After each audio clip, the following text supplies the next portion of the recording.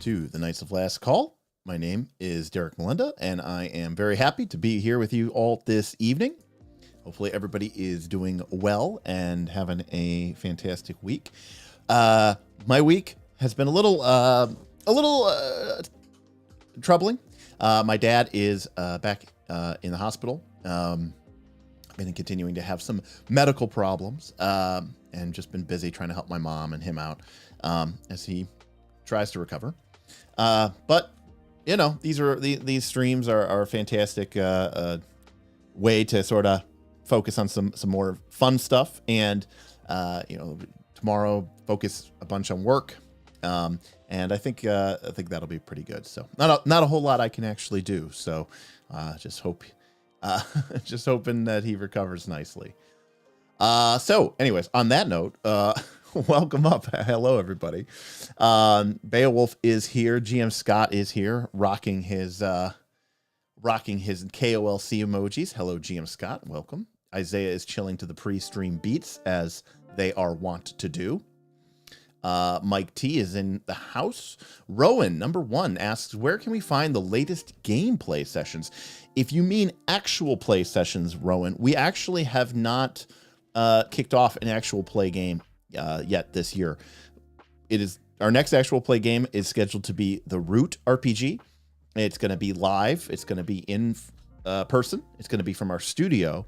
But all of those things need to come together for us in order to launch the game. Not only do we need to have the studio completely finished, but also I just need to make sure that everybody in my group can actually make it. Hold on a second. The chair is all messed up. There we go. Perfect. Okay, there we go.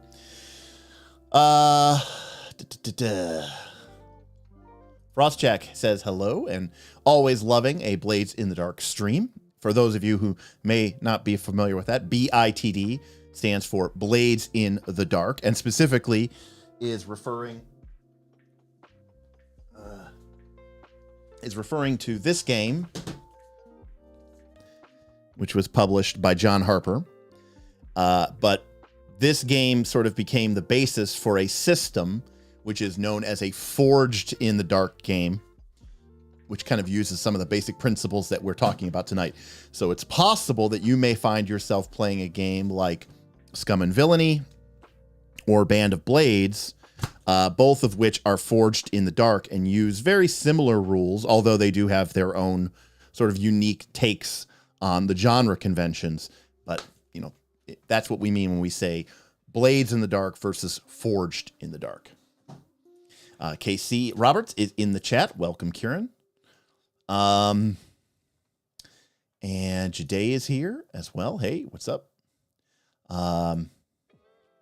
Rowan says, yes, in person is fantastic. Just new to the channel and going through the content. Well, you got a lot of stuff to go through, Rowan. I mean, not only do we have our Rise of the Rune Lord actual play, we have our Quest for the Frozen Flames actual play. We've got some special one-off holiday kind of for funsies, solo one-shot games. And of course, maybe 1,000, 2,000 hours. I have no idea how many hours of it's I tip of $3. Cold comfort for family health issues, but it's what I got. Hey, listen, thank you so much. Appreciate it. Every little bit is, of course, amazing to support the channel and support this incredible community. Thank you, Isaiah. My dad, you know, he's getting up there in age and starting to have more and more health problems, and maybe wasn't the healthiest guy, you know. So, you know, some of it just goes with the territory. I guess it just kind of, you know, that's the thing about getting into your 40s and 50s, I think, is you just got to accept that your parents' health is going to sort of decline. So, you know, for those people fortunate enough as I am to have both of my parents still around, it is a blessing. But, you know, it does suck. I mean, that's just the way it works. You know, as many of you know from this stream, you know, just last month, not even 3 weeks ago, I think my mom and I spent a week on a cruise. We go on a cruise together every year. Just, you know, an amazing opportunity to spend, you know, just a bunch of time with my mom, which is super important to me because I understand that she's not going to be here forever. So, anyways, didn't mean to bring down the mood, but yeah, just kind of top of my mind. Thank you, Beowulf, for that. And thank you, Frostjack. Emperor is here. Hello, Emperor Epic. I'm still pretty new to learning about non-fantasy 20 RPGs, so I'm excited to learn more about Blades in the Dark. All right, well, you're in for a workshop tonight. Beowulf is working hard the last few weeks on a hack of Blades in the Dark, Fate, and Genesis RPGs. As crazy it sounds, it's coming together quite nicely. Well, that is a hell of a combination of games, but there's elements from all three of those systems that I think are awesome. So I'd be interested to see what you could do. Jonka asks if they are all by John Harper. No, Jonka, they are not. Although they're all kind of, I think, close personal friends by John Harper. Although the Forged in the Dark game system is starting to pick up a little bit of momentum. You can find some other games outside of those ones, but not as many as you would with, like, say, Powered by the Apocalypse. All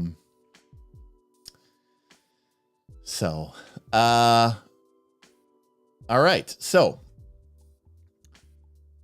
tonight, we are going to talk about Blades in the Dark. I asked my patrons if they wanted to if they had any questions or thoughts. I know I have a growing number of members of the Knights of the Last Call community who either are interested in games like Blades in the Dark, sort of the Forged in the Dark experience. Because I understand many people bounce off of the idea of Blades in the Dark, right? Like, Blades in the Dark, it's kind of like you're a criminal, you're a scoundrel, you might even be a murderer or a drug dealer, and it's set in this weird, accursed city that's kind of steampunky, but kind of weird tech, and it's haunted by ghosts, right? I understand that the setting is very, very polarizing for a lot of people, and that's one of the reasons why I love games like Scum and Villainy, because I personally feel like Blades in the Dark system, the Forged in the Dark system, almost works better for Scum and Villainy, which is your Star Wars, Cowboy Bebop, Firefly. Whenever you have sort of the ragtag crew of people and their ship, whether it's a ragtag Rebel Alliance or it's just a ragtag, group of people who just, keep on flying,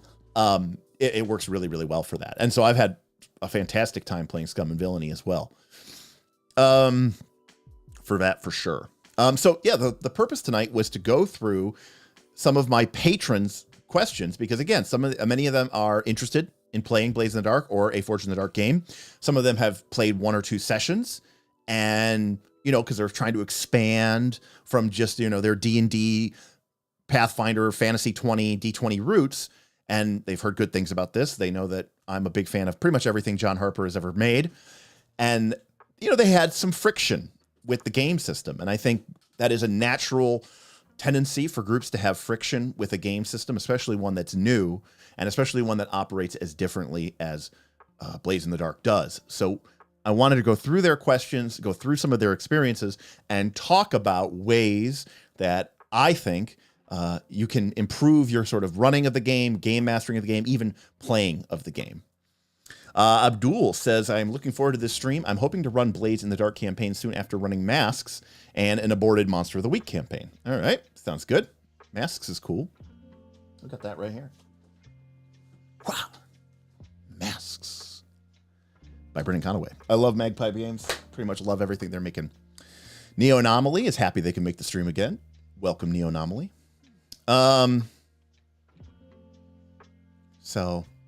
Roll for Combat says, know the rules. Yeah. Actually, these games are not what I would call rules light. It's more like they are a framework. There's a lot there. It is a complicated, or I should say, it is a complex framework. There is, a certain complexity to it, but it's not necessarily complicated. When I think of a complicated game, I think of a game that has like 800 feats, 800 different spells, 250 different weapons, because there's a lot of little, specific rules. You can't really learn that as a principle. You might be able to apply some general principles, but it's going to be hard for you to tell what a spell does just by hearing its name, right? You either kind of know it or you have to look it up, or, if you know it, you know it. If you don't, you have to look it up. That's kind of where it is. Oh, okay. Jade is Junka from the Discord. Welcome. Well, glad you changed it. So yeah, so we're gonna go through some of the things that my patrons had asked. I've got my stylist standing by in case we need to go to the whiteboard. And yeah, we'll try to sort of answer any questions that you in chat have. I'm going to try to answer some of my patrons' questions first, but we can obviously this is always about having a conversation with you all. So happy to go back and forth. And of course, if you want to support the stream, support we did a Pathfinder 2 stream last week, Gone Rogue, which did great for us. We had I think we had over 100 people in the live stream, and we've got several thousand views already. Because Pathfinder 2 is a big game and it's got a lot of fans, and it's really, really great for getting eyes on the channel. And we like to talk about Pathfinder 2, the good and the bad. But obviously games like Blades in the Dark and Powered by the Apocalypse and all these other games aren't nearly as popular in the wider scope of things. And that's why we rely on our patrons, and it's why we rely on tips and super chats and donations to sort of keep these types of games sort of front of mind. Because obviously when we get great engagement from our audience and we get a lot of likes and subscribes and tips and people who sign up for the Patreon, it means we know that this is, something that is reaching our core audience, the people who are really, really invested in us as a group and really like the kind of content that we're bringing. So yeah, like I said, we'll start kind of start here from sort of the get-go. I'm going to switch over here real quick. So just as a reminder, all right, here is the Blades in the Dark rules reference. And at a fundamental level, Blades in the Dark is a game where you are going to have a conversation. I mean, remember, John Harper himself says that Forged in the Dark games, Blades in the Dark, is a Powered by the Apocalypse game because he was inspired by the Powered by the Apocalypse concept. But whereas in Powered by the Apocalypse, if you're having a conversation and a move is triggered through that conversation, say hack and slash from Dungeon World or Defy Danger, you enter into it pretty much jumps straight to the resolution. You're going to roll your 2d6, and you're either going to get one of three results, right? You're going to get that you get a miss, you're going to get a success, a mixed success, or you're going to get a full success or a full hit. Blades in the Dark has this extra step of first deciding your position and your effect. And we're going to dive into this a little bit more in a minute, but what this allows you to do is it does slow the game down compared to a PBTA game, but it allows you a better granularity for how to sort of express what is happening currently in your game and make sure that all the players can understand sort of the consequences of it. Now, as a result of this, I personally think that Blades in the Dark is more of a Quark1200 Hey, Quark. $5. Books not arriving until later this week, but thanks for doing this stream. Thank you, Quark. Appreciate that. Thank you for the tip. That was very nice of you. All right, so I know Quark is not a PDF man, and so like me, he likes a good book. So that's pretty great. And honestly, the Blades in the Dark books are pretty affordable. So, but thank you, Quark. So yes, this is a little bit more of a granular game where you can sort of dial in how difficult something is. And because of that, I think Blades in the Dark is a little bit crunchier than Powered by the Apocalypse, for sure. And I dare say, I don't want to say like you can meta game Blades in the Dark, but it's not as, it has more of a game score, a G, and maybe even a touch more simulationist than a Powered by the Apocalypse game, which tends to be fairly narrative. Because there is a way to sort of beat the game. There is a way to stack advantages in your favor so that you can succeed. The key distinction for this particular game is that a lot of the things that you do in order to gain advantages come at a cost.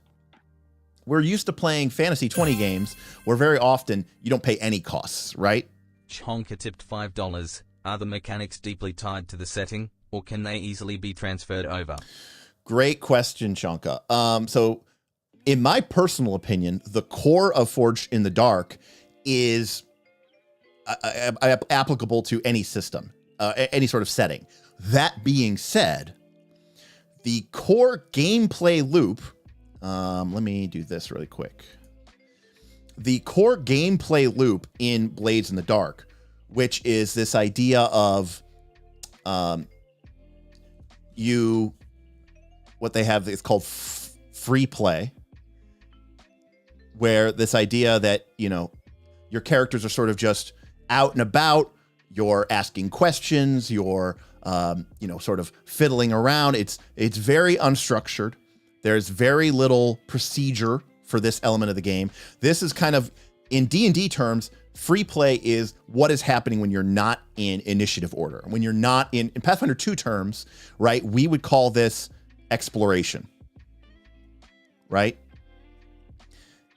When you're in exploration mode in Pathfinder 2, there's rules. They still apply. Someone might say, I want to take a closer look at this. And the GM will say, okay, we're going to make a perception check. Or you might say, I walk down the corridor, but we're not as concerned with the procedure. And if you're just you're talking to somebody in the inn. It's not like a critical scene. It's not like an encounter. You're just getting information about the town and listening to some of the rumors of the bar. This is all part of the exploration phase in Pathfinder 2. Blades in the Dark just calls it free play. And all it means is that there's some unstructured gameplay where the players and the GM are going to be having conversation. They're going to be talking and they're making plans. At some point, the players are going to want to, do a mission, right? As Bob would call it. And at this point, the game moves into what's called the score phase. Now, think of the score phase like the encounter in Pathfinder 2. It's a little bit more structured, right? It's still not like Pathfinder 2, where it's like, okay, we roll initiative and everybody gets their own, turn one at a time. A score can still be fairly loosey-goosey in Blades in the Dark, but there's a little bit more procedure to it. The consequences are a lot higher. That's why we're on the score. If it was easy, if it was just something we could do, we would have done it back in free play. The score phase allows us to sort of zoom in, say, this is where things are going to get dangerous. This is where things are going to get messy. And it's just like an encounter in D&D or Pathfinder. When someone, calls for initiative or calls roll for combat, that's a sign to everybody, hey, the heat is on. Something important's going to happen. Maybe our life is on the line, or maybe this is a really important moment. The score is what allows us to sort of focus in on that. Now, in Blades in the Dark, which is sort of a criminal organization game, a score is literally just, we're going to steal something. We're going to assassinate someone. We're going to smuggle something. We're going to, do some sort of scoundrelly skullduggery. In a game like Blades, Band of Blades, which is a military fantasy game based off of the Black Company series, a score is literally called a mission. And it's just like a military mission. I'm sending you to destroy that outpost. I'm sending you to secure that bridge. I'm sending you to intercept and ambush that reinforcement column. And so it sort of focuses the action and says, okay, this is going to be more, highly focused. And then after the score, we enter a phase called Downtime. And believe it or not, just like in Pathfinder 2, we call this Downtime.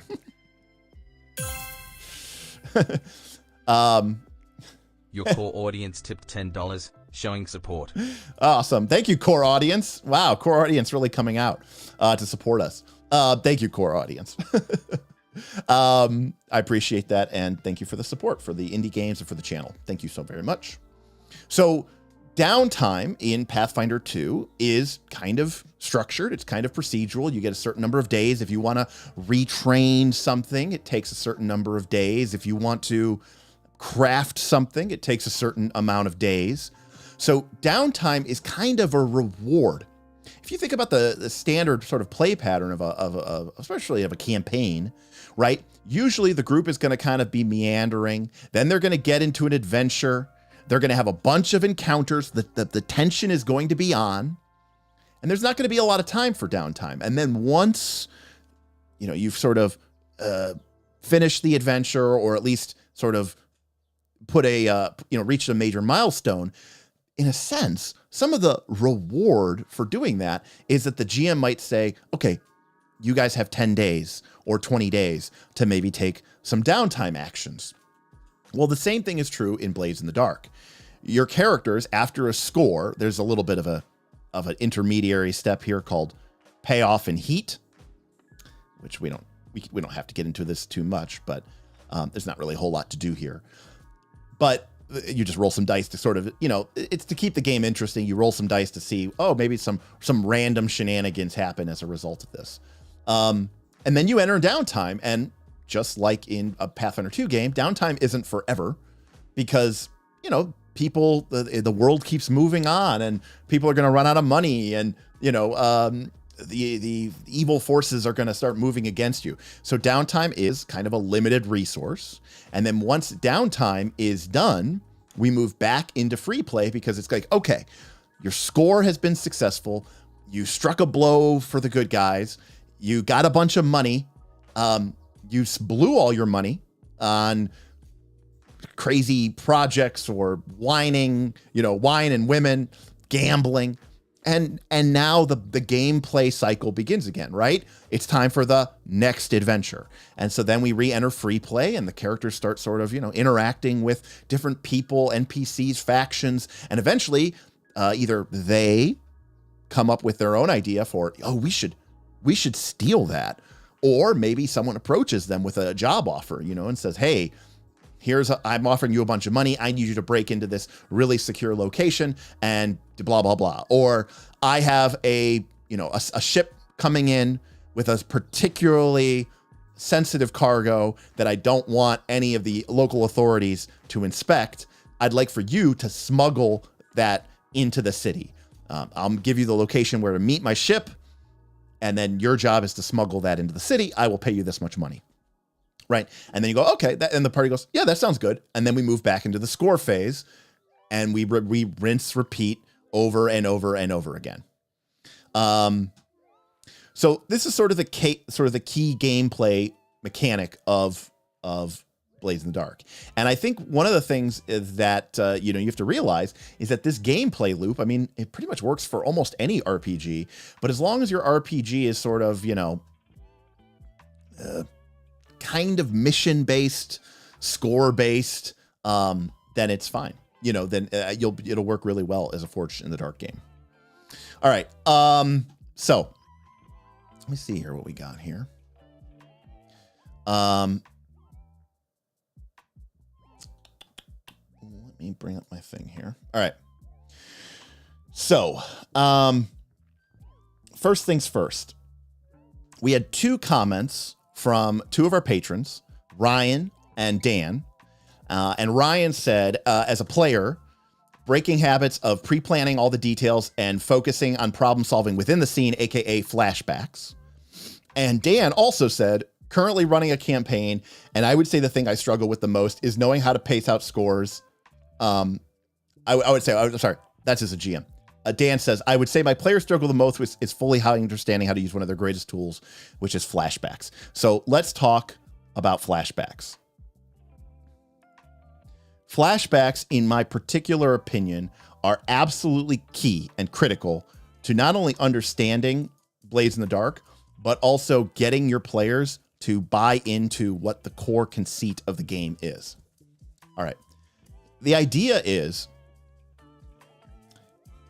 Blades in the Dark makes a distinction between your PC and you, the player. You see, in a traditional D20 game, outside of your skills, like, thievery, say, if I'm a rogue in Pathfinder 2, sure, the thievery skill lets me be able to pick locks because as a player, I don't know how to pick locks. I'm not a rogue. I'm not a thief. But my PC does know how to pick locks because they have the thievery skill and they're a master or they're a legend at it. But there's another important part here, which I think gets glossed over a lot, which is I, Derek, the player, am not a thief and not a rogue. That means me, Derek, I'm bad at planning a bank heist. I'm bad at planning, I want to sneak into a ball and assassinate the king. Me, Derek, I don't know the first thing about what I would do to do that. But my PC does, right? My PC is a stone cold killer. They're a professional thief. So we do this all the time already in D20 games, right? I don't know how to swing a sword, but my character does. And I don't know how to, pick a lock, but my character does. But this applies to more than just the actions of the game. It also applies to how you plan and how you sort of make your way through the game. And what I mean by that is, typically, traditionally, if a group of players, characters, were going to, say, rob a bank, those players would sit around, maybe for 20 minutes, maybe for 40 minutes, maybe for 4 hours, talking and planning about how they're going to, Ocean's 11 style rob this bank. But the fact of the matter is, number one, maybe they are really good at this.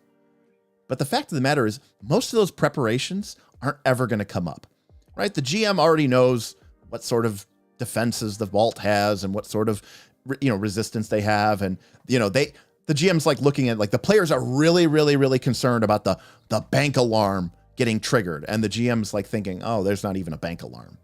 But they spend an hour and a half just sitting there talking about different ways that they're going to intercept the alarm when the call comes out. And as a GM, you're like, there isn't an alarm. There isn't even an alarm. So you don't but you're thinking this, but your players are just spending a lot of time. Now, the only harm there is wasted time. Now, for some groups, I understand that is a very fun element. But for the most part, it's pretty boring because you're not actually doing awesome crime. You're planning it. But more common, and this is something that I think a lot of people have a hard time admitting, is the second issue, right? So the first problem with heist planning is it takes, I'm even going to say this here. I'm going to say that it wastes time. Because not only can it take a long time, but even if it's really great planning, a lot of times your players are they're planning for contingencies. They're planning for possibilities that aren't even going to be remotely an issue. But the second most important, and I think a lot of people have a hard time admitting this, is you suck at heists planning, right? Most players sitting around your table are not now, and nor have they ever been, bank robbers.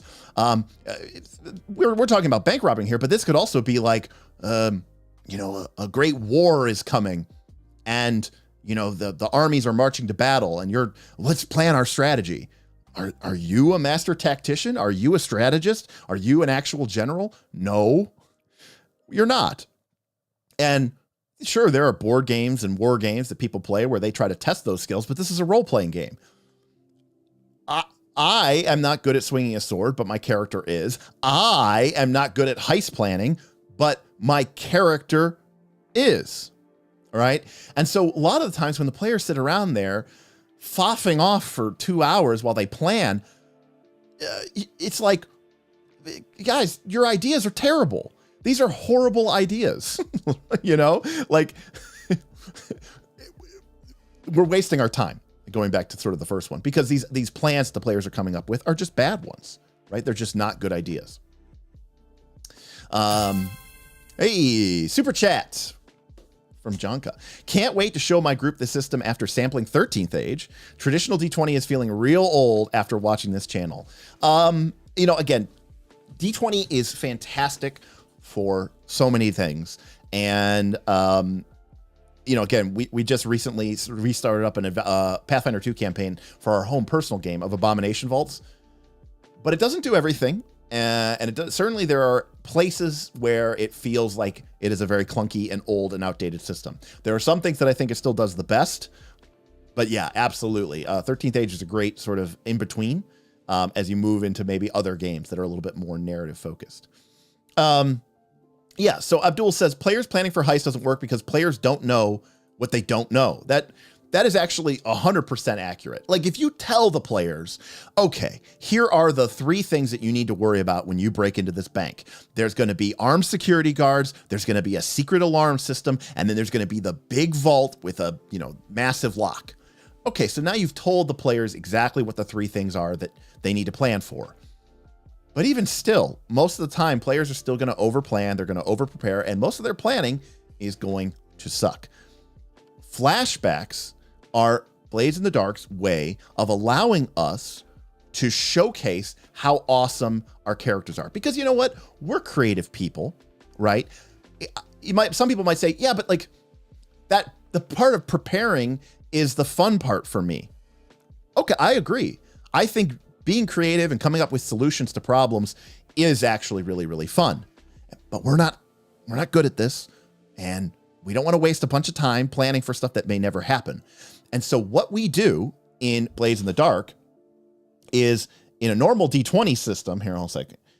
In a normal D20 system, or like in a normal RPG, right, you would have this big, long prep, right? And then you go and you do the heist.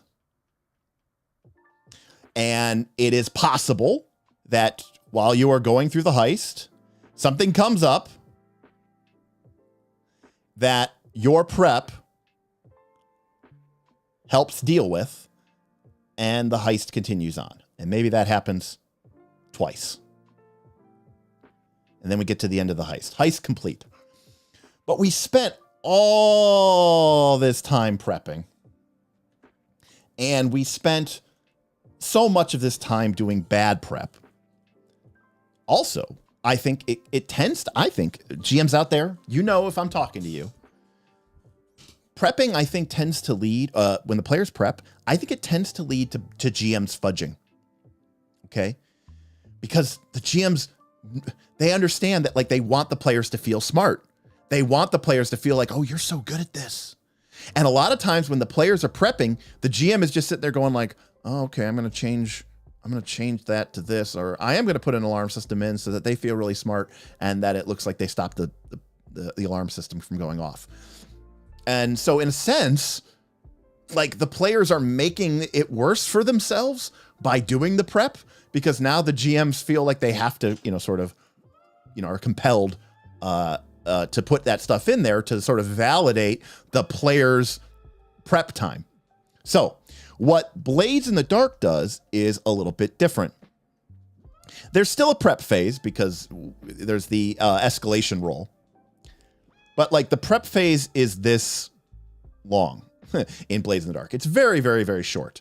In fact, when your characters decide to go ahead and do a score, you basically pick one of 6 ways that you could do the score. Are you using stealth? Are you using an assault? Are you using your social graces? And then you have to provide one key detail. So that's the only thing you have to do. Like if you're going to break in to a bank, the key detail is what's the way that you need to get in? How are you getting in? Are you getting in through the front door, or are you getting in through the sewers, or are you getting in through the skylight? Just pick one. It's fine. Doesn't matter. Then we start going into the heist. But we reach a point in the heist where there's a problem. And rather than having guessed correctly for these 2 instances of prep of this problem, what we do now is we flashback. And we insert the prep in the middle of what we're doing. Basically, we are showing that when we come into the bank and then the GM describes the bank teller reaching down for the hidden secret alarm switch and pushing it, and our group of players would have never thought of that. Instead, this is a great moment where a really cunning, sort of technician master thief says, okay, flashback to me, earlier the previous day, I'm up on a telephone wire. I've got a bunch of doodads and technical things, and I am going to sort of be preparing to put in a circuit relay that'll bypass the police and instead, I don't know, call a fake number, and we go, okay, cool, awesome. That was really fun. That was really, interesting. Your character looks really awesome. Your character looks really cool. Your character looks really competent. But you still have to think of the solution as a player. It still puts emphasis onto you as a player to come up with something that's clever and a good idea. And this is really reflected in the stress cost for flashing back. Stress can cost 0, 1, or 2 stress.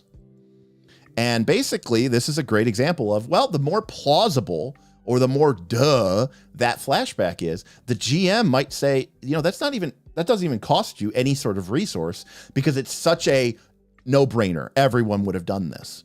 So, a lot of players feel like they're being robbed of their opportunity to prep. No, you're not. If it's something that obviously you would have prepped, then the GM's going to let you do that for 0 stress.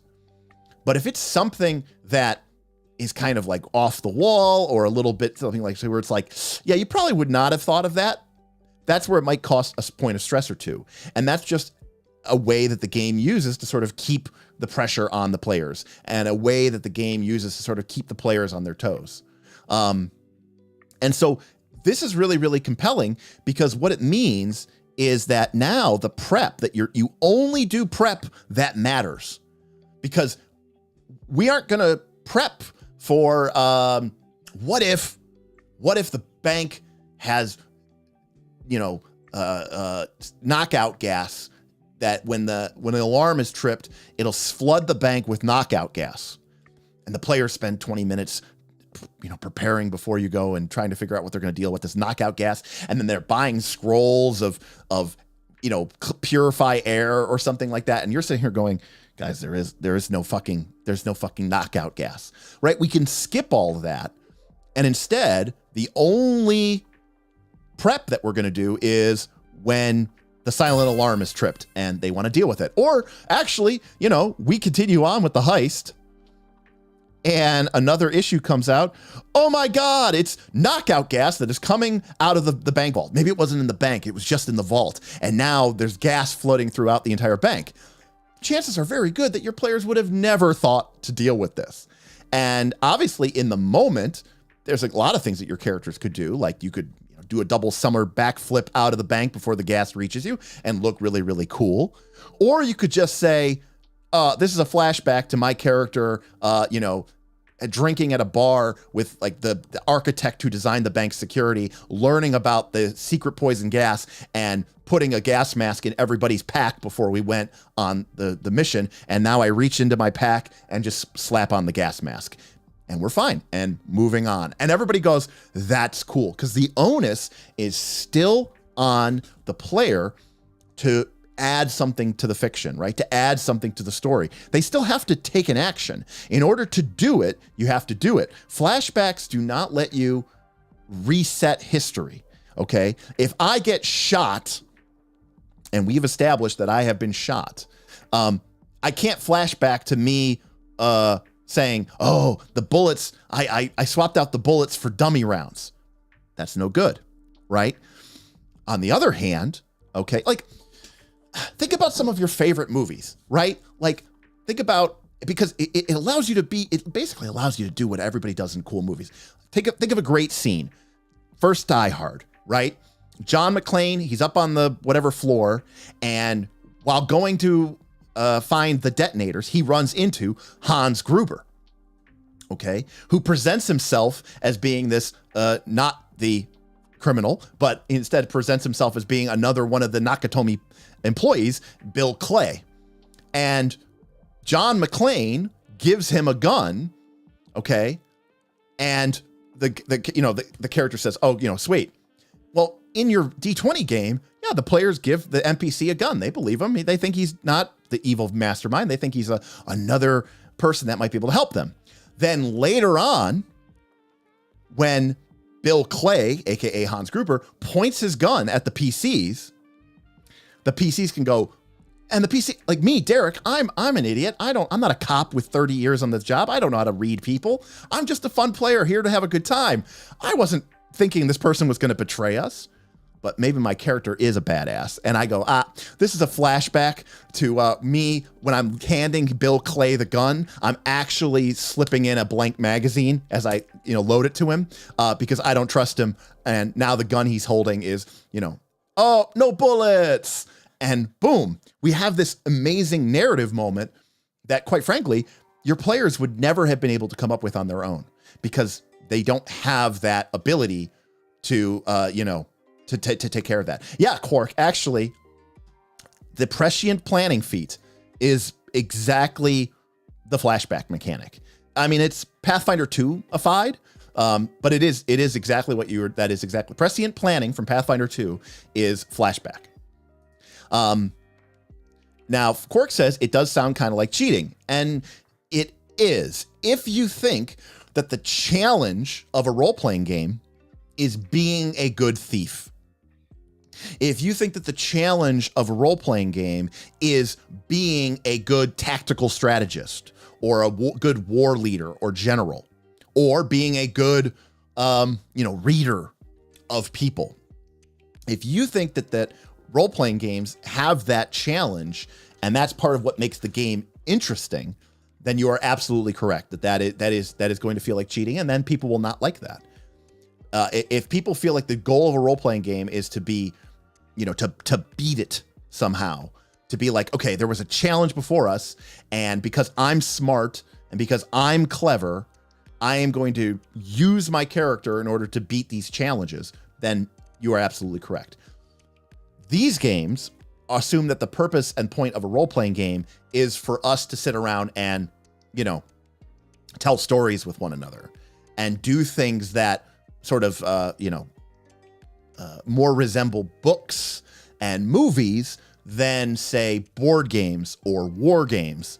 They want these games are trying to make your role-playing game more like Ocean's 11 rather than having it be like a game of Risk where, you're trying to win to a certain extent.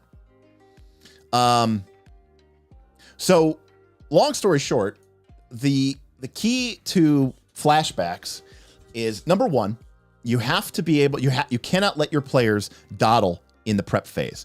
GMs, I'm talking to you on this one.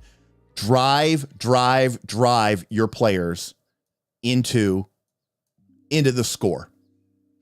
Once they are in free play, okay, and they're role playing and they're talking about, God knows what. I can't draw a circle.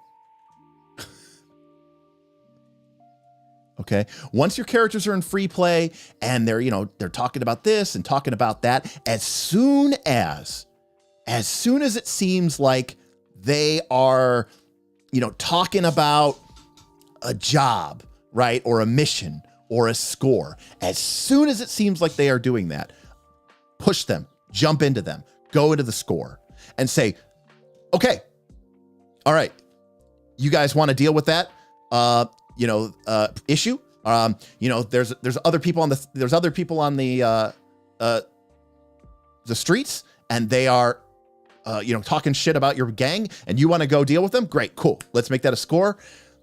Which type of score is this? Are you going to go talk to them? Are you going to go beat their ass? Are you going to go, I don't know, kill them in their sleep? Let's pick one, go with it, and move into the detail. Skip that as much as you can. Jonka says, my super chat. Did I miss a super chat, Jonka? I'm sorry if I did.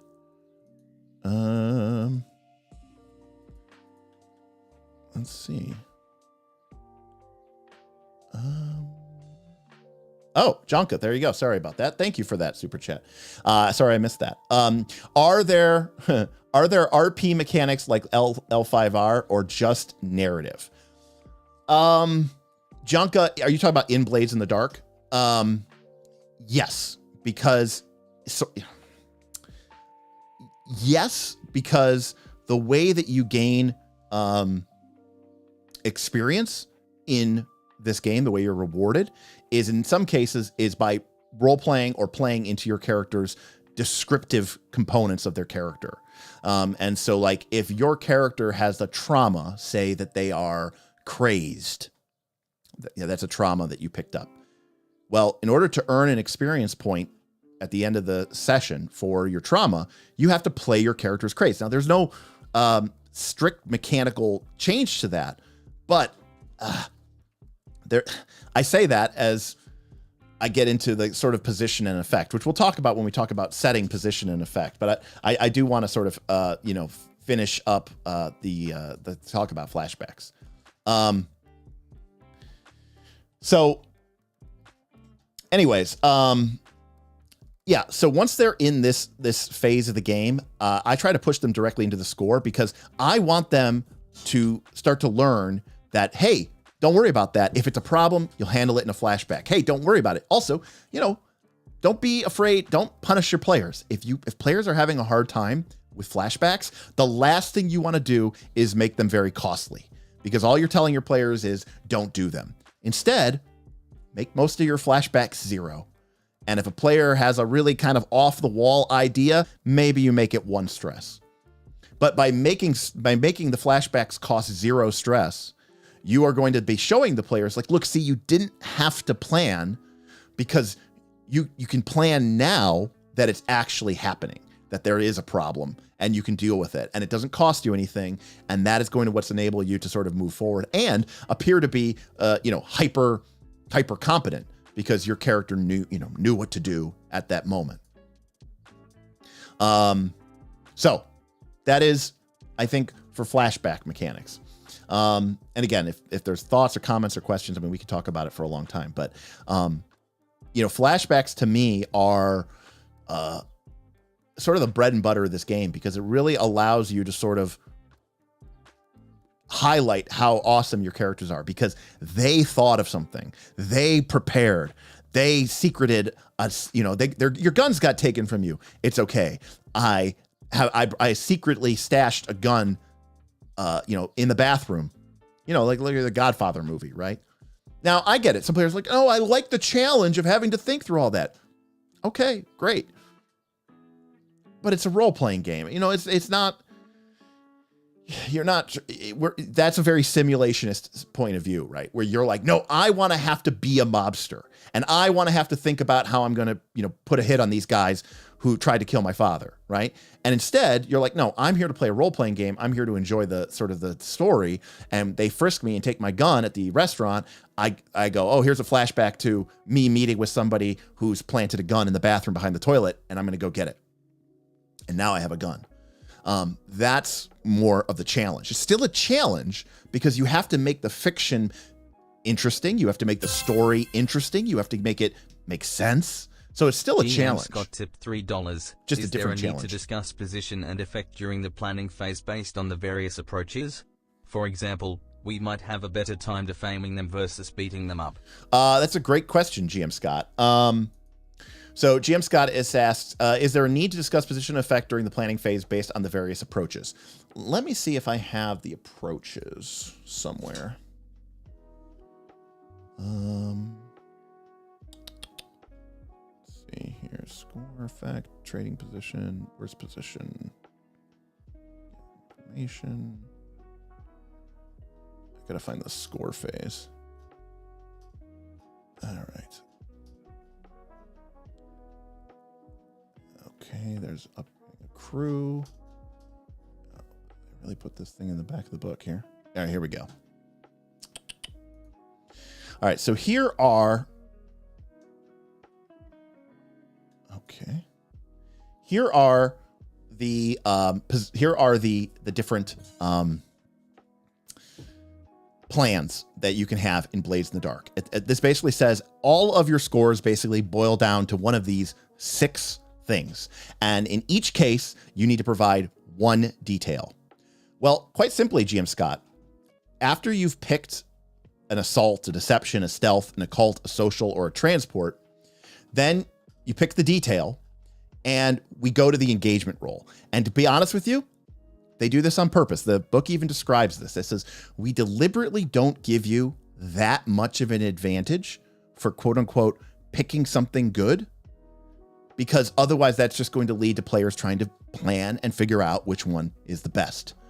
Long story short, you're going to be rolling a die no matter what. In fact, you're going to be rolling several dies for your engagement roll. And the engagement roll basically represents the entire first 20% of the mission, right? It represents you, sneaking in, getting in, past the security camera, all the easy stuff.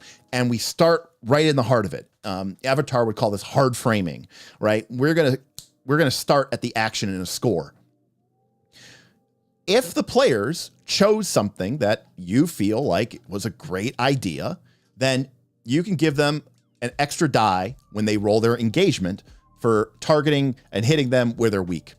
Otherwise, if it's something that they're actually really strong against, you could take a -1 penalty to die. And you could tell them that.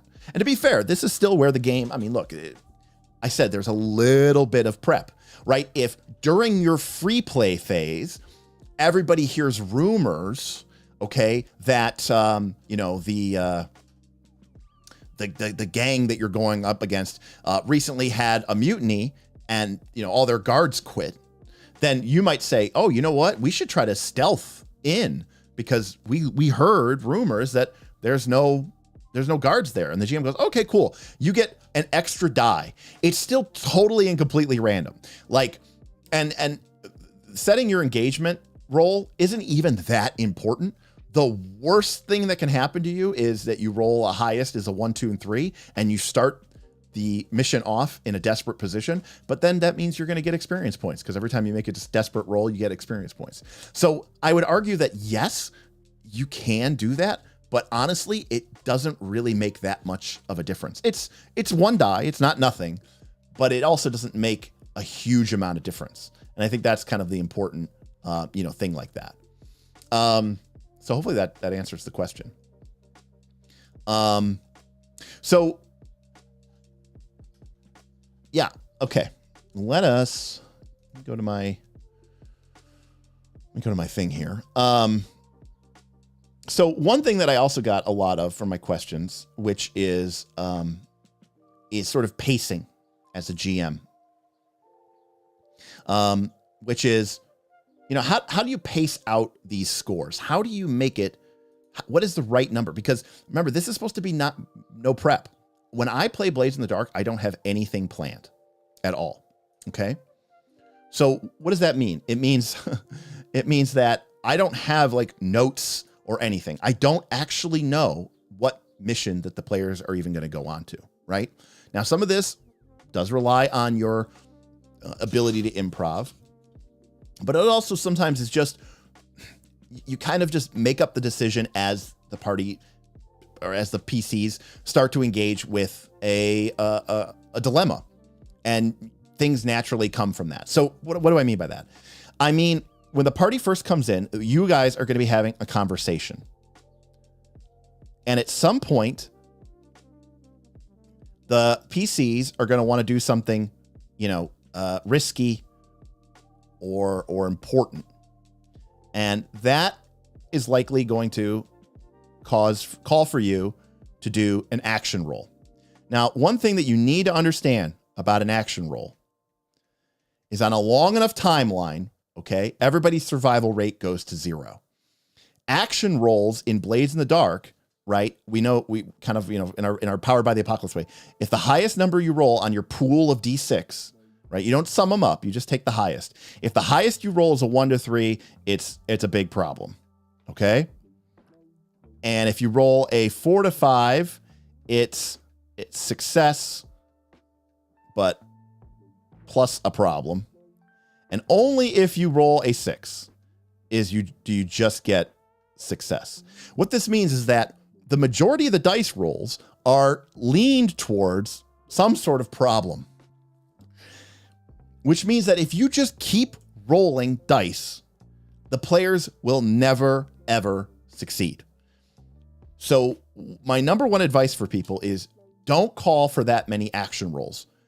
Don't think of action rolls like skill checks or attack rolls in the D20 game. Action roll, and an action roll in my game might be an entire combat. One roll. An action roll in my game, it's not, okay, my character needs to get over the wall, sneak across the courtyard, infiltrate, slip into the back door of the house, and make their way quietly through the house to, you know, the chamber where the vizier is waiting to be, you know, assassinated. Or, well, not waiting to be assassinated, but is where it's going to be. I might just make that one action roll. That is a, you know, a stealth action roll. Make it. Because I want to sort of represent a large amount of action with that action roll. I don't get obsessed with sort of this 6-second D20 micro, you know, session. I think that is where people get in trouble. And so for a pacing perspective, and we're kind of getting off to something that we're going to talk about later about hard moves and soft moves. But my general feel of it is, number one, I'm looking at the players. Okay.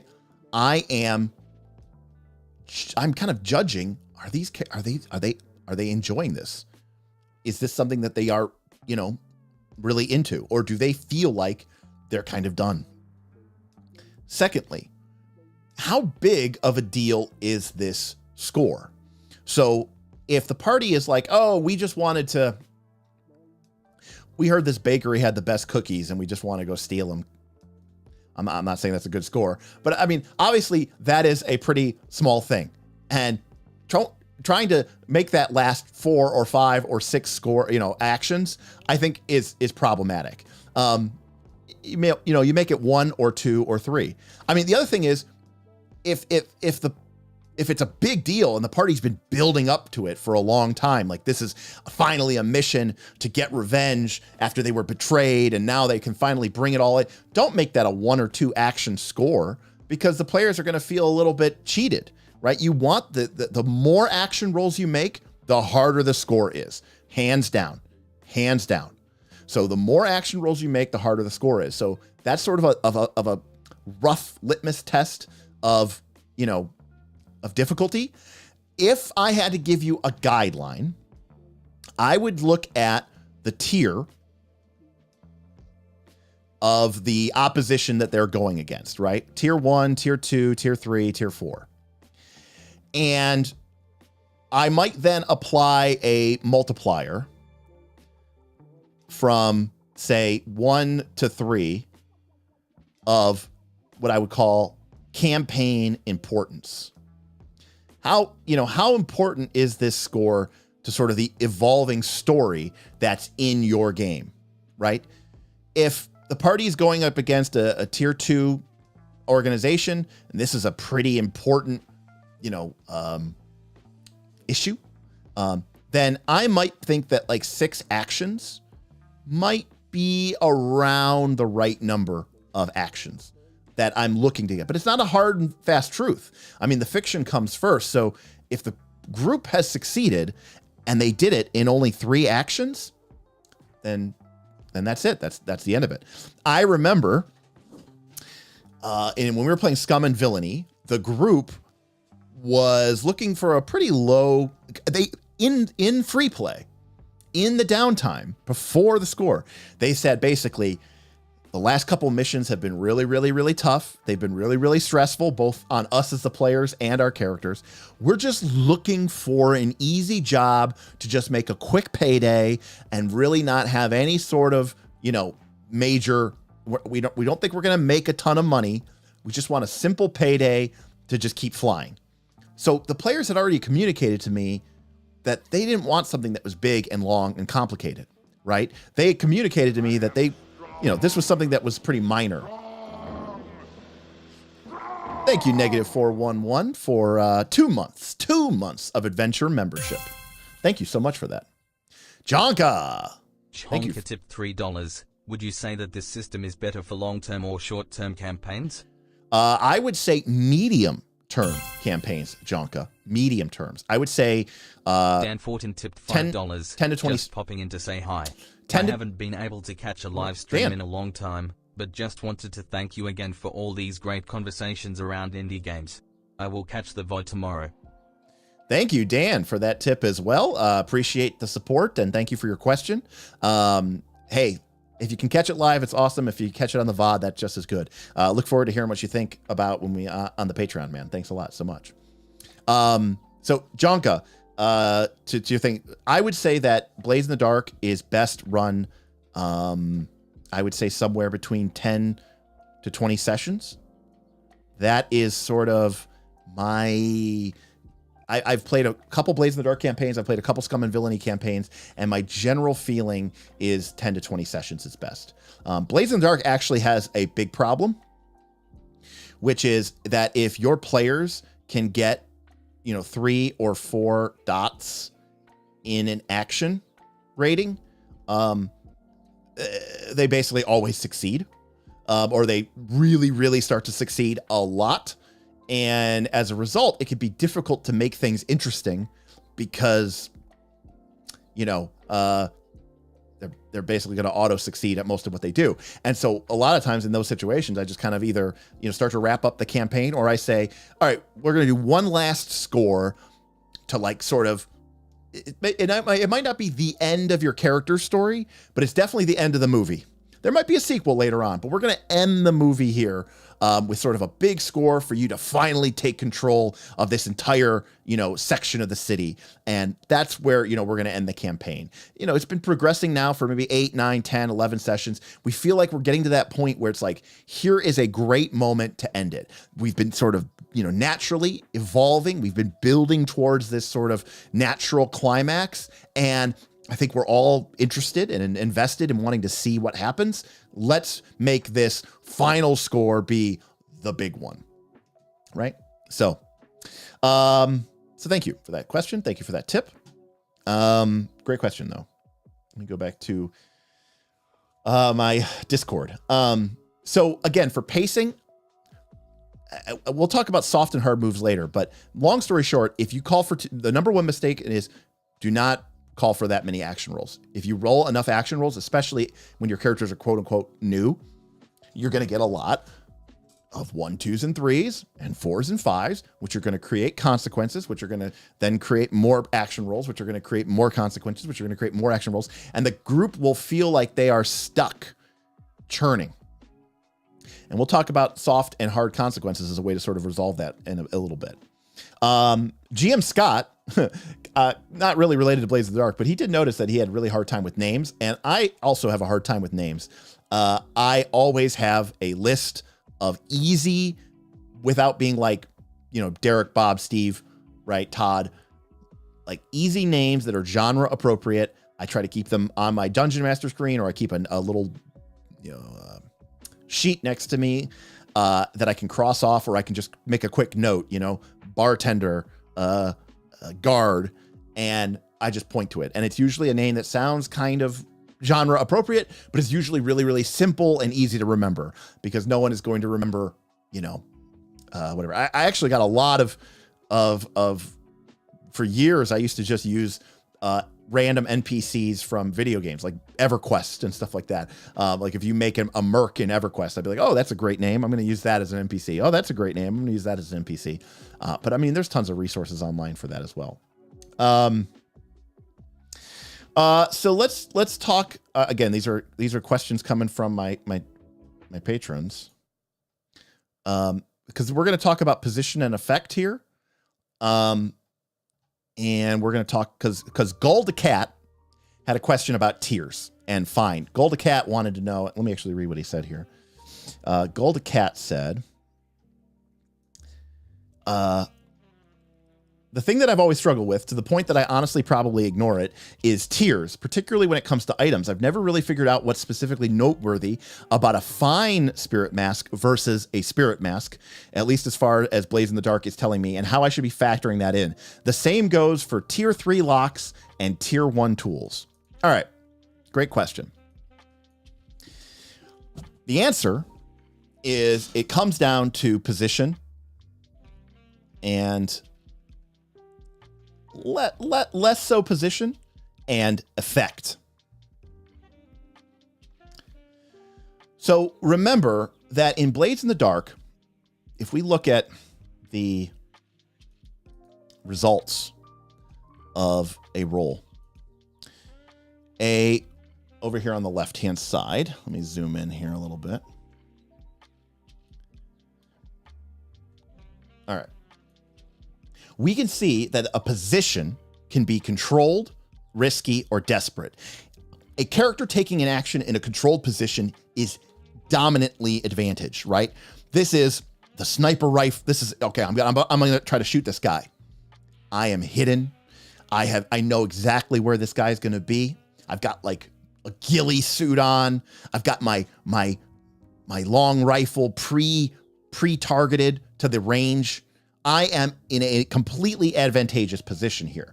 Now there's still chance involved, which is why we're rolling dice, but I'm about as advantaged to this position as I can. Versus desperate might be, I'm jumping out of a window, the glass is breaking around me, I reach down, pull out my flintlock musket, and I aim it at him as I'm falling back out of the window. That is a desperate shot. They're both the same thing. I'm going to try to shoot this guy in the head, or I'm going to try to shoot this guy and kill him. One is controlled, one is desperate. But here is the most important thing about these three positions, because we're used to thinking like D&D. Whether you are the sniper in the ghillie suit or you're the guy jumping out of the window, notice that if you roll a 6, it's exactly the same. You just do it. There's no difference in your odds of doing it. Does that make right? I don't know if people can truly appreciate this, right? We would normally think in D&D, you would say, oh, you're in this really advantaged position. The DC is going to be lower. They're going to be flat-footed, and that's going to make their AC lower and easier to hit. That is not what position is describing. Because if you roll a 6, which means you succeed, it's the same in all three of these instances. What changes, what is different, is if you don't roll a 6.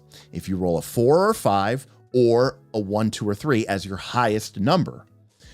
What changes is the scale, the intensity, the immediacy of the consequences of your actions. Okay?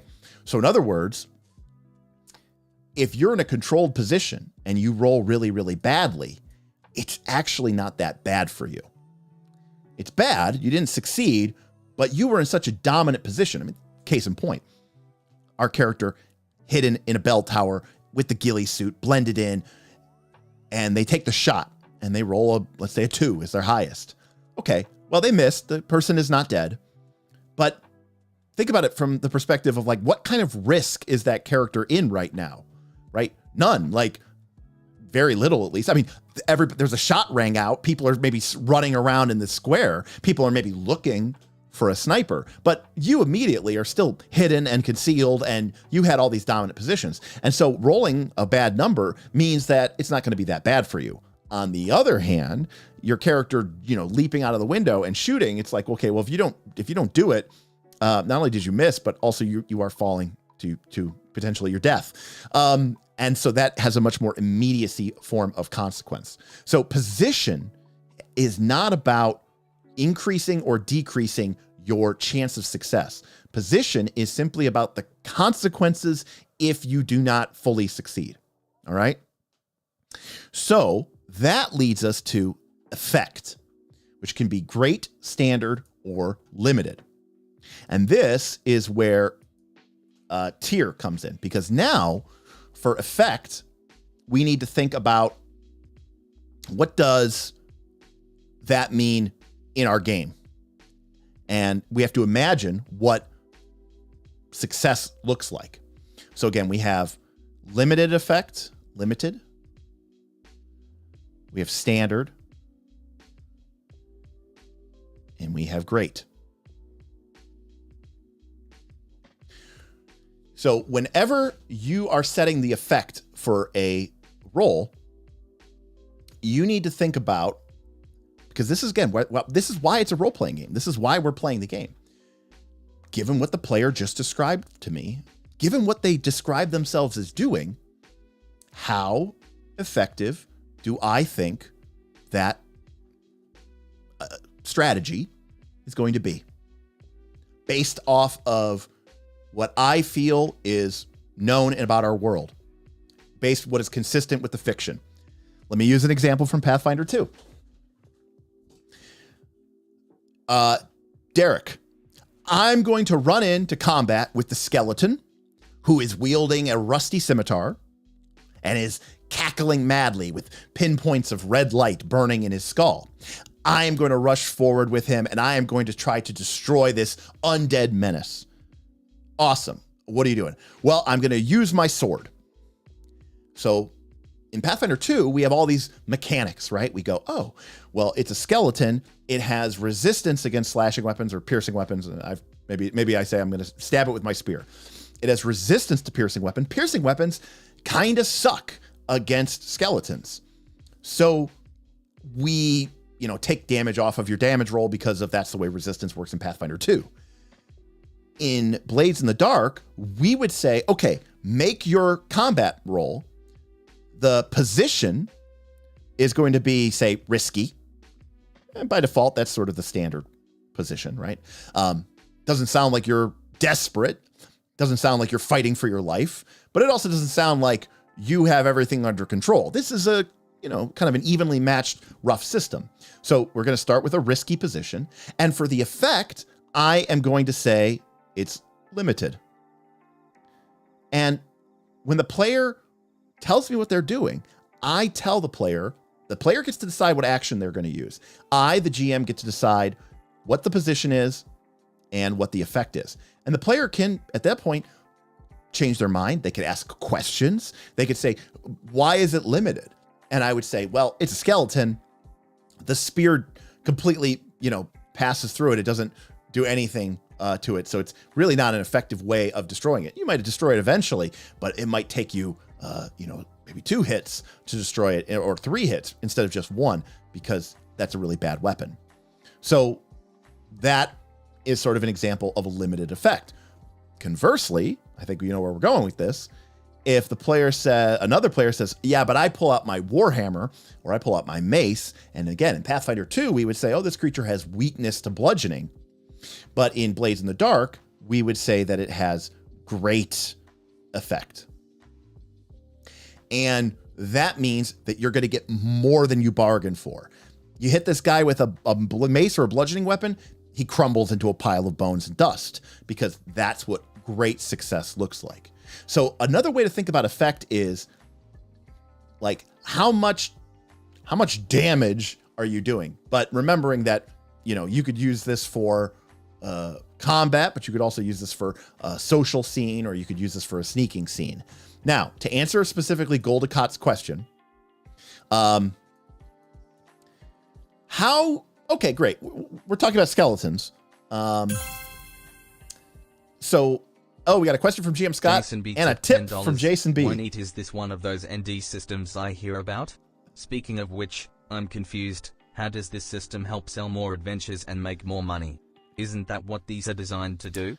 Jason, a little confused because there are no adventures or adventure paths for Blades in the Dark. John Harper literally released one book and has never released another one. It is designed to be self-contained and not produce a revenue stream through the sale of adventure paths and splat books. So, Jason, I'm sorry to inform you, but no, this is not how you make money. Thank you, Jason. GM Scott with a question. For your skeleton example, you wouldn't roll an action for each character versus each skeleton, right? Instead, you might roll one roll for the entire party versus all 12 skeletons. GM Scott, that is exactly what I would do. And we're definitely going to talk about group action rolls in Blades in the Dark tonight. But you are absolutely right. Remember what I said earlier. I typically make like an entire combat would be one action roll. Unless, GM Scott, if we were playing the Pathfinder or D&D equivalent of Blades in the Dark, and this was the final fight versus Karzug, right? or it was a fight versus, smog, I wouldn't make that one action roll because that's going to be resolved too quickly and it doesn't earn the payoff. If my group is fighting, Warlord, Karzug, Rune Lord Karzug, I might bust out, a clock and say, okay, this guy's a frickin', 10 clock. And every time you guys succeed, if you get limited success, I'll mark 1. If you get normal success, I'll mark 2. But you're going to need to get 3 or 4 or 5 action successes against him before he finally, goes down or it's resolved, because I want it to be more of a big deal. More action rolls means more consequences, more drama, more time at the table being spent on this particular instance. If this is just, and by the way, like if you look at a typical Pathfinder adventure, most combats in it are filler. We know that. Even the ones that's like the only fights that really matter are kind of the final ones and maybe an important, kind of lieutenant or sub kind of boss halfway through it. Most of the other fights are just kind of filler. They don't really matter that much. And so, in the instance of this, if the group is just kind of exploring a tomb and a dungeon, and then I describe this torture chamber, and as they enter into the middle of the room, suddenly the bones start reassembling themselves, and I say, you're surrounded by, a dozen skeletons, and the group goes, we go into, combatic ferocious melee. This is just sort of a standard, ordinary, run-of-the-mill fight. And I might just say, yeah, make a group action roll, everybody roll, combat or melee against this encounter, and then we'll just run the whole thing. And so, yeah, I would definitely do it that way, GM Scott. Again, depending on how important I think this is. It's a great way in Blaze in the Dark. You can just sort of instantaneously make something a boss encounter by just saying, okay, it's going to be more than one action roll. It's going to require, several successes versus, nope, this is just one success and we're going to see how you do. Let's see here. Damus says, what kind of work would you need to reskin the game, say in Ocean's 11 or Fantasy Thieves Guild campaigns? Damus, someone in our Patreon is doing a hack of Blades in the Dark in Waterdeep. I think they're calling it Blades in the Water Deep, like in parentheses water, but it's like Blades in the Deep. And they are, I think, part of like the Thieves Guild in Waterdeep. And so they're kind of reskinning it into, the Forgotten Realms kind of generic, D20 style fantasy, but they're using Blades in the Dark mechanic in that. So I would argue you have to do very little work at all. In fact, I think it would be almost immediately over to that. Blades in the Dark specifically has a action called Attune, which is a little wonky. Attune is your ability to sort of kind of vibe with the magical field of the universe. In Scum and Villainy, it's basically the Force. But if you were playing a modern day campaign, I would probably just turn that into like hacking. Because, surveillance, eye in the sky, hacking, it's the equivalent of magic. And I would just probably change it to that in sort of a modern day Ocean's 11 style type game as well. Follow-up, would you start Karzug with a few ticks already on him if the party did some cool stuff earlier, research or getting a MacGuffin? All right, GM Scott, so this is a great question because what I wanted to get to is Goldicott's question. So we talked about effect and how much effect that you would have. By the way, the game does give you some guidelines. It says that if you just want to make one action roll, then the effect of that action roll is going to be limited, standard, or great. And, it gives you some sort of adjectives that describe that. But as human beings, I think we understand that limited means you didn't get everything, that you wanted, and great means you got more than you bargained for. But the game does describe it and say, okay, limited, if you're talking about ticking clocks, limited is worth 1, standard is worth 2, and great is worth 3. So it sort of sets the baseline for how much damage you can do to a clock. But now we've talked about skeletons, we all understand bludgeoning weapons, great, piercing weapons, limited, slashing weapons, standard. But what about for something, that's skeletons. We understand that implicitly because we've been playing these D20 games for a long time. So the game gives us, what if we want to figure out what the effect is going to be? Well, the game gives us 3 tools to help judge effect in a game. Potency, tier / quality, and scale. What I do when I'm assessing effect is I ask myself if any or all of these things apply, and does that change how the effect is going to be. In other words, I start at standard effect because that's pretty normal. And we've got limited up here. And by the way, technically the game does give us the ability to go to none. And then we have great. And then technically the game does give us the ability to go to extreme. And again, if we're thinking in terms of ticks on a clock, none is 0, limited is 1, standard is 2, great is 3, and extreme is 5. So a player says, I want to go up and again, spoiler alerts for Rise of the Rune Lords. A player goes, I want to run up and I want to attack Karzug. And I go, okay, I already kind of laid out, okay, Rune Lord Karzug is this, is this 10 clock monster. Oh, that's an 8 clock. There we go. 10 clock monster. Hell, we'll make him a 12 clock. Look at it, he's a brutal. In order to defeat him. So when the group runs up and they start swinging their swords at him and they start using their magic or whatever, against him, I might say, this guy is a Rune Lord of the Ancient Order. His tier is tier 4. Your tier of you and your group and your party, you can think of tier as a way of saying your level. If the party's tier is 3 and they're going up against a tier 4 or a tier 5 opponent, their skill, their training, their equipment, their whatever is better than yours. And so because of the tier or the quality, I'm going to say that your effect is only limited because this person is just so much better at you. Their equipment is so much better than you. Their skill and their training is so much better than you. On the other hand, I might say, okay, so this guy is really good. He's really awesome. But what if the party has gone to Runeforge and they now have the name escapes me, but you know what I'm talking about. It's the anti-sin weapons, right? I'm sure someone in chat will fill this out, but they went to the Runeforge. They made the I don't know why I want to call them adamant weapons, but they made the special weapons that are designed to kill the Rune Lord. In that case, I might say, well, you have potency. This weapon or this concept or this idea is very potent against this particular foe.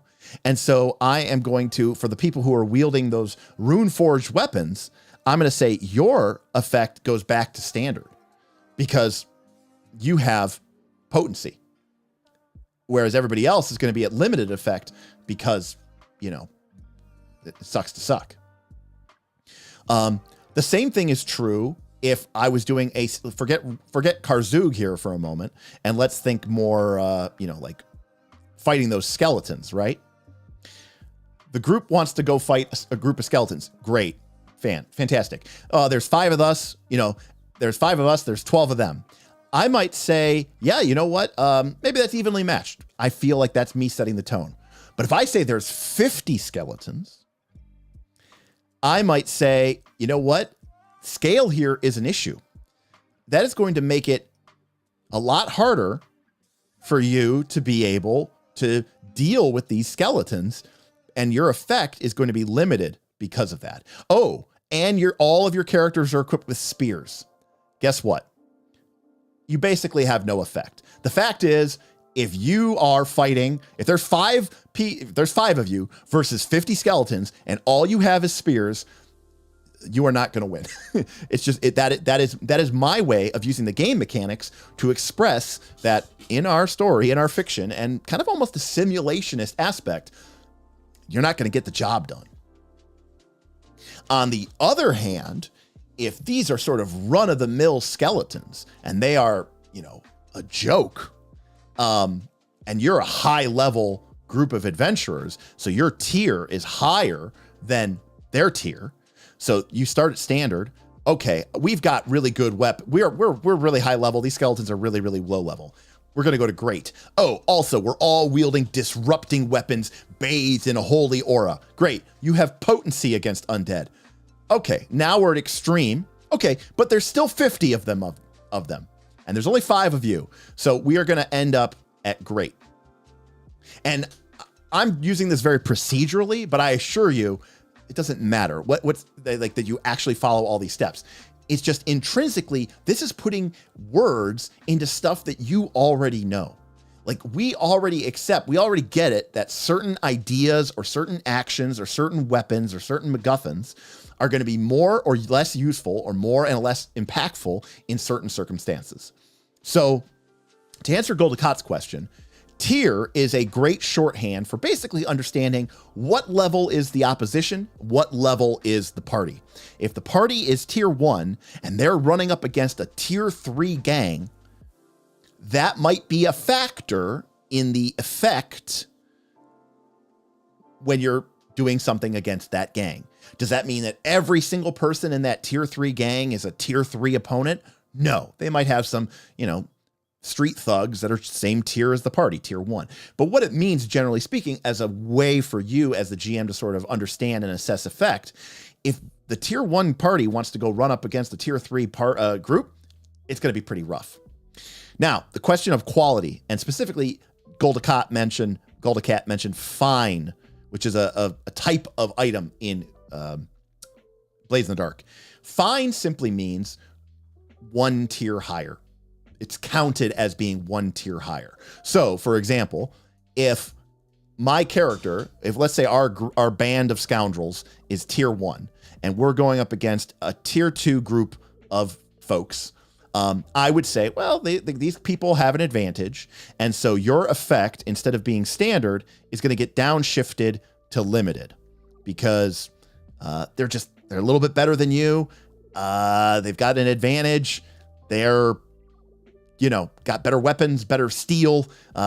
Your weapons have seen better days. Their weapons are looking pretty clean, and their guns aren't going to jam, and their armor is a little better. But your character has a fine, long sword that you're wielding, and I go, okay. For purposes of you, when you are using that longsword for these purposes, you are treated sort of temporarily as being 1 tier higher, which is tier 2. And so when you go up against them, your effect is going to be standard, because, you might only be a tier 1 character, a level 1 character, if you will, but you're using like an item that's better than you. And so that helps make up the difference. And again, there's no hard and fast rule for this. You don't have to necessarily always say, oh, they have a fine weapon, their effect goes up +1. If you don't think that weapon would be useful or have any value, then you're fine to say that doesn't change it one way or the other. If I have a fine longsword and I'm using it to engage in a duel in the streets, you are well within your rights to say, yeah, that's going to increase your tier virtually to tier 2 and make this an even fight. But if I decide that someone's using their fine long steel sword to, I don't know, jump out of a window and grab onto a rope with their sword and slide down it or something, or use their longsword to hack down a wooden door. Yeah, GM Scott. Yeah, I use my fine longsword to decrypt this code. That's probably the best example. You might say, okay, well, that's horrible. I don't care. That's fine. It could be the best longsword in the world. Using a longsword to decrypt the code is worth nothing. In fact, it's worth 0. Your effect is none. And that's kind of how this game handles, like, what if my players want to jump over the moon? You say, okay, it's not possible. The effect is none. So that's how tier and quality Goldacat work in combining with potency and scale in order for you to determine the effect. And as a result, of, you have controlled, risky, desperate. These are your positions. And then your effects are limited, standard, and great. Kind of like an old, D&D alignment system. You end up with this kind of grid of 9 possibilities that really help you kind of describe everything in the game.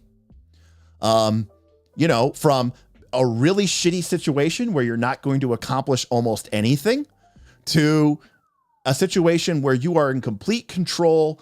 There's very little risk to you and you're going to just be crushing it, and everything sort of in between. If you think about it as like lawful good and to chaotic evil, is kind of the way that I would sort of think about it. And using this 9 grid of these combinations of position and effect, you can pretty much describe to your players exactly what the state of your world is. And again, players are free to challenge or push back on their GM and say, why is that limited? Why is that great? And the GM might say, oh, okay. Like the party goes, oh, I'm going to fight this guy in the street. And the GM goes, okay, that's going to be desperate, limited. And the players go, whoa, whoa, whoa, whoa, whoa. Why is that desperate, limited? And you go, oh, I mean, like this guy is an Aruvian sword master. Like he is trained with the blade. And the group goes, oh, okay. We just thought he was some bum off the street. You didn't really make that clear. I go, you know what? You're right. I did not. Like this guy has fine silk. He hands his cloak to his manservant. He pulls out like a gleaming silver gold blade. You're like, okay, we get it. Okay, this guy means business. He's a badass. Just fighting this guy is a bad spot to be in. So desperate tells us, hey, this guy is going to do a lot of damage to us if we fail. And limited tells us we are not going to do a lot of damage to him if we succeed, right? So again, position is sort of almost telling you, this is what risk you're taking. How great is your personal risk? Effect is saying outside of the risk that we're taking, how effective will we be? So that is sort of how position and effect work. And again, you can use potency, tier and quality, and scale as sort of a rubric or sort of an algorithm to sort of derive what the effect should be, right? And again, it's not a scientific process. Sometimes it's just what your gut is telling you. But and this is why what players say and what players do matter. Because if a player uses a great idea and has a fantastic approach and really describes it well, the GM is going to go, yeah, that sounds like that's awesome. That's amazing. Yeah, the effect is going to be great. That would totally work. It would be an amazingly effective. But if you give some weak sauce kind of answer, or you give some really bad idea, the GM might go, I mean, yeah, that'll work. It won't be that great. And I'm going to give you limited effect. And this person, is playing the game better, arguably. So there's a benefit. That's what I was talking about before about like metagaming it, like playing the game well is going to allow you to get better results. As an example, in the book, they even describe about how you can train your players to understand what gets rewarded in your game system. So when the players just, rush in and start trying to, smooth talk somebody, you might say that that's like a risky or a desperate position because, again, it reflects the risk of that particular engagement. The risk when you just rush in and start talking to somebody is they get offended, they think you're rude, and they just leave. But the players realize, oh, okay, last time we kind of wined and dined the person first, and then when we started talking to them about whether they would help us, the GM gave us a controlled position because the risk was much less, that we weren't going to offend them. They weren't going to run away. They weren't going to get mad at us. So their players are kind of learning, okay, when we do these steps, the GM rewards us with better position. which is better for us because it means less consequences and less problems when the game goes forward. PCs versus Aruvian Swordmaster, Desperate Limited, Flashback, I Brought a Gun, Controlled Standard. I would still probably say it's risky, Beowulf, but yeah, I would go with maybe, you know, risky Standard, risky Great. You know, just pull the Indiana Jones, right, and just shoot him. But yeah, I mean, I think that's probably accurate. Okay, I do definitely want to get through all of the people's questions here in the chat. Let's see here.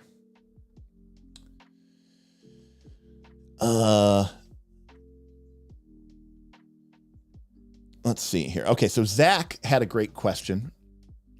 And Zach said, the math of the game is frustrating to my inner, and this is an important thing I want to talk about for both playing Forged in the Dark games as well as GMing them. And we're going to talk about soft and hard moves, and we're going to talk about my favorite mechanic in Blaze in the Dark, which is resisting consequences, which we'll get to in here in a second. Zach says, the math of the game is also frustrating my inner fantasy 20 player as well. I honestly felt incompetent most of the time. This was probably a combination of factors, being new to the game and also possibly rolling more than we needed to, and the math of the die rolls. They're set up so you fail, or at least don't fully succeed, a large percentage of the time. To me, success with a complication often felt like a failure, and that's not something I'm used to. And KC said +1 to what Zach said. Advice on frequency of rolls right, pacing tips, and how to make success with a complication feel like failing forward and not just failing. So those are really good questions. And I kind of want to touch on a couple of key points here. I'm going to bring up the PDF viewer. Okay. So we can see here that from our controlled, risky, and desperate, if we roll a 4 or a 5, we do it.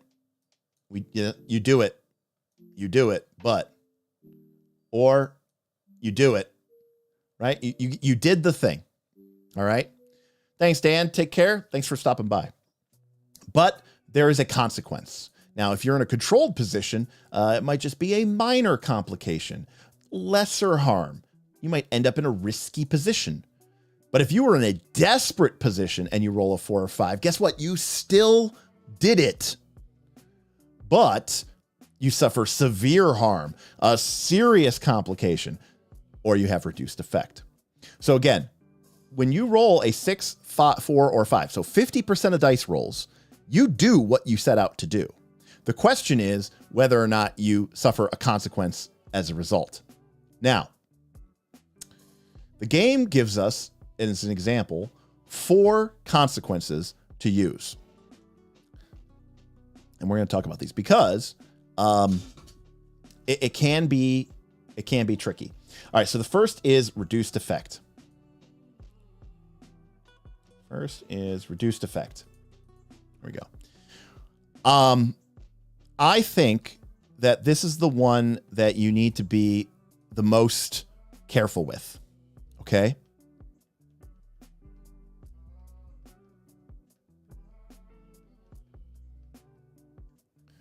Now, for starters, reduced effect is kind of a semi-soft consequence. And the reason why I say it's semi-soft is because a hard consequence is one that is going to actively make it bad for your party to continue. Reduced effect simply means, remember, we're going back to our effect. Let's say that we decided that your character was fighting the skeleton. They had potency. Their effect was great. Well, when you attacked the skeleton, you rolled a 4. Let's say the highest you rolled was a 4 or a 5. So one of the options that we could have is you do it, but with reduced effect. So your effect against this skeleton was only standard effect, not great effect. So again, your objective was, I want to bash this skeleton with my mace. You have succeeded in that, but your effect wasn't as high as you want. The key here is sometimes that can mean that the party didn't fully accomplish what they set out to do. And it can feel like if you overuse this or you go too extreme with it, it can feel like failure. So as an example, if somebody wants to shoot somebody in the head with a gun, you say, okay, great. But, you know, in order to get a clean shot, a headshot, a kill shot, you're going to need great success. And the player goes, oh, that's no problem. I pull out my fine hunting rifle and I use the special ammunition that's it's going to hunter seeker ammunition. And I'm like, okay, great, cool. You have great effect. So if you succeed, if you get a 6, you will shoot this guy in the head because a 6 means you do it. But let's say you rolled a 4 or 5, and I choose instead, as a consequence, to say you have lesser effect, which means you only got standard, which means you shot the guy. You did shoot the guy, but you just didn't headshot him. You hit him in the chest. He's bleeding out. He's going to be dead probably within minutes if he doesn't get help, but he's not dead. You did not shoot him in the head. All right. He's shot. He's bleeding out, but he's not completely dead. That's an example, I think, in my personal opinion, of reducing the effect without feeling like I took something away from the players. Do not look at reduced effect as saying, changing it from you did it to you didn't do it. Because that is what's so important to that concept. Chonka tipped $5. When we play this game, my group will be based on the Pinkertons, and for one heist, we'll bang on a kind influencer's door to say we're here to repo your magic cards, nerd. Thanks, Derek. We'll catch the VOD on my shift. Thanks. Have a good night. Thanks, Jonka, for that tip. Thank you for the funny story. Yeah, you could totally be the Pinkertons. That would be amazing. So hope you enjoy the stream, and hope you catch the VOD later and enjoy it. GM Scott, this is getting back to the other thing too. Yeah, you are with one die, you are 50% to get a 4, 5, or 6, which means you did it. If you could start rolling 2 dice or 3 dice or 4 dice, your odds of succeeding go way, way, way up. So that is great. That's lesser effect. Now here's the thing that I think people forget about in this game, because we're used to D20. Look at these consequences that can occur as a result of us rolling a 4 or a 5, right? We could have reduced effect. We could have complication occurs, a lost opportunity, a worse position, or we could even get hurt. We were shooting this guy in the headshot. Now, this wasn't a controlled position. This was a risky position. And we rolled a 4 or 5. And so we did it, but there's a consequence. And the GM decided the consequence is we had reduced effect. Remember that in our game, you can always resist any consequence, right? You can resist that consequence. Resisting, for those of you who aren't super familiar with it, basically means if there's a consequence, I can pay stress and I can eliminate the consequence. So if this is a moment where the group really does want to succeed, and I say, okay, you got to shoot the guy, you roll a 4 or 5. And I say, at the last moment, there's like a flutter of birds or something, just as you're about to pull your gun, because your character's pretty sweet, you get minorly distracted, or suddenly, somebody passes in front of him for just a brief moment right before you pull the trigger, and your shot misses by just a fraction of an inch. You hit him in the chest instead of the head, and he starts to bleed out. So that's me telling you the consequence, right? right? I'm telling you the consequence. But then a player in Blades in the Dark has the ability to say, no, I'm going to resist that consequence. And I say, how? And you say, my character is so locked in. They're so focused. Even as the birds are flailing around them, they just laser focused. And I'm going to make my resistance roll to see how much stress I take. But I power through that shit and I ignore that consequence. And I get my great effect and I shoot him in the head. And you go, yeah, you do. You're a badass. That was awesome. Good for you. So part of the problem with people maybe feeling like they're not very proficient is they might not be resisting consequences. Now, to be clear, you only get like 8 or 9 boxes of stress. So if you start resisting every consequence in the game, you're going to be in trouble really quickly, because when you run out of stress, your character suffers a trauma and is one step closer to being forced to retire from the game.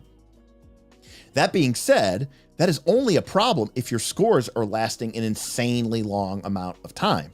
Part of the, part of the skill of this game is knowing which consequences you can live with and knowing which consequences you don't want to live with.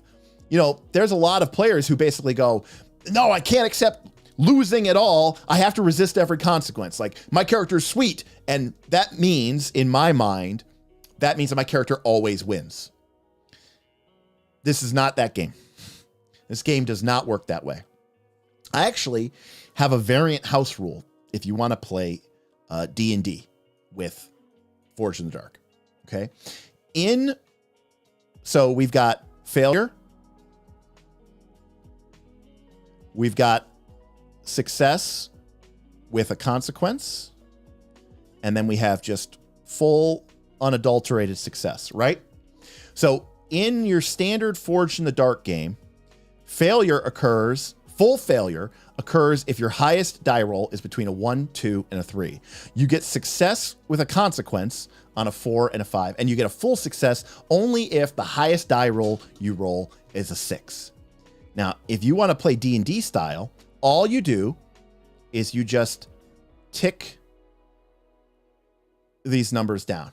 And then if you want to play big damn superheroes,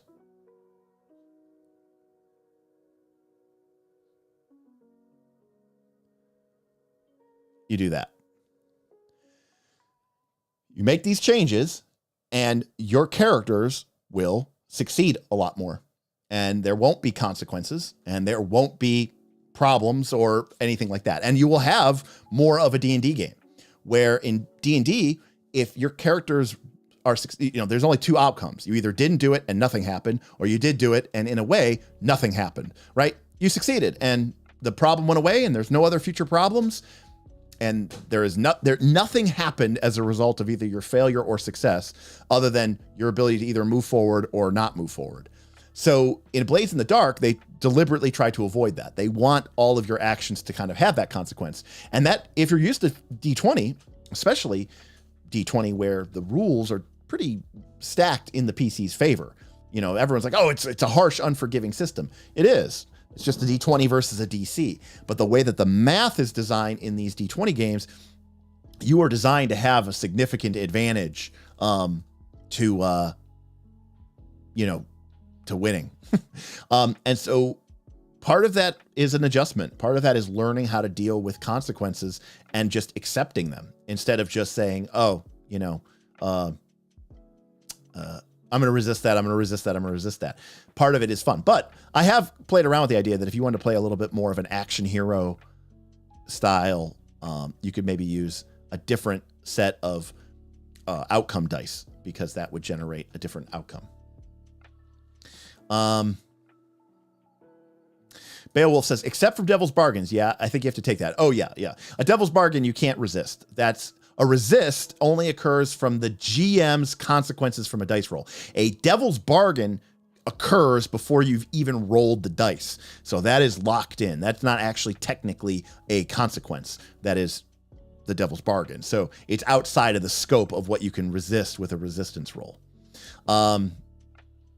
Yeah, exactly, Isaiah. They aren't consequences. They're agreements. Maybe it's just the F20 brainworms, but your description of a Forged in the Dark dungeon crawl game sounds pretty sweet. So yeah,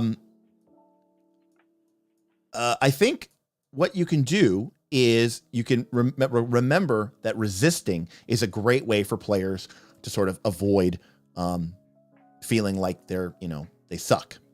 Now, alternatively, the consequences are we have reduced effect, we have complication, we have worse position, and we have lost opportunity and harm. Those are what the game gives us for consequences. Lost opportunity and harm. So this is where we talk about the idea of like soft versus hard moves. Okay. When you're playing a break-in and a player is trying to, pick the lock and they get a 4 or a 5. So you say, okay, you got the vault open, but I'm going to give you a complication. More guards arrive. That is a totally legitimate complication. The problem is that is a escalating move. That is a hard move.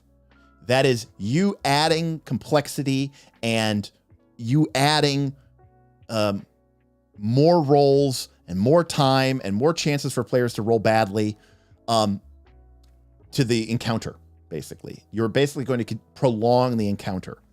As a GM, that you might be in the right to do that. Remember, we said before, part of this is pacing. Part of this is feel. But if you feel like the group is kind of wrapping up the score and that they are, just moving, into this area, they're moving out of this area. Everyone's kind of done. You don't want to keep just making more rolls, making more rolls. You do not have to make the complication be guards show up. Okay. Guards show up is an example of a hard move.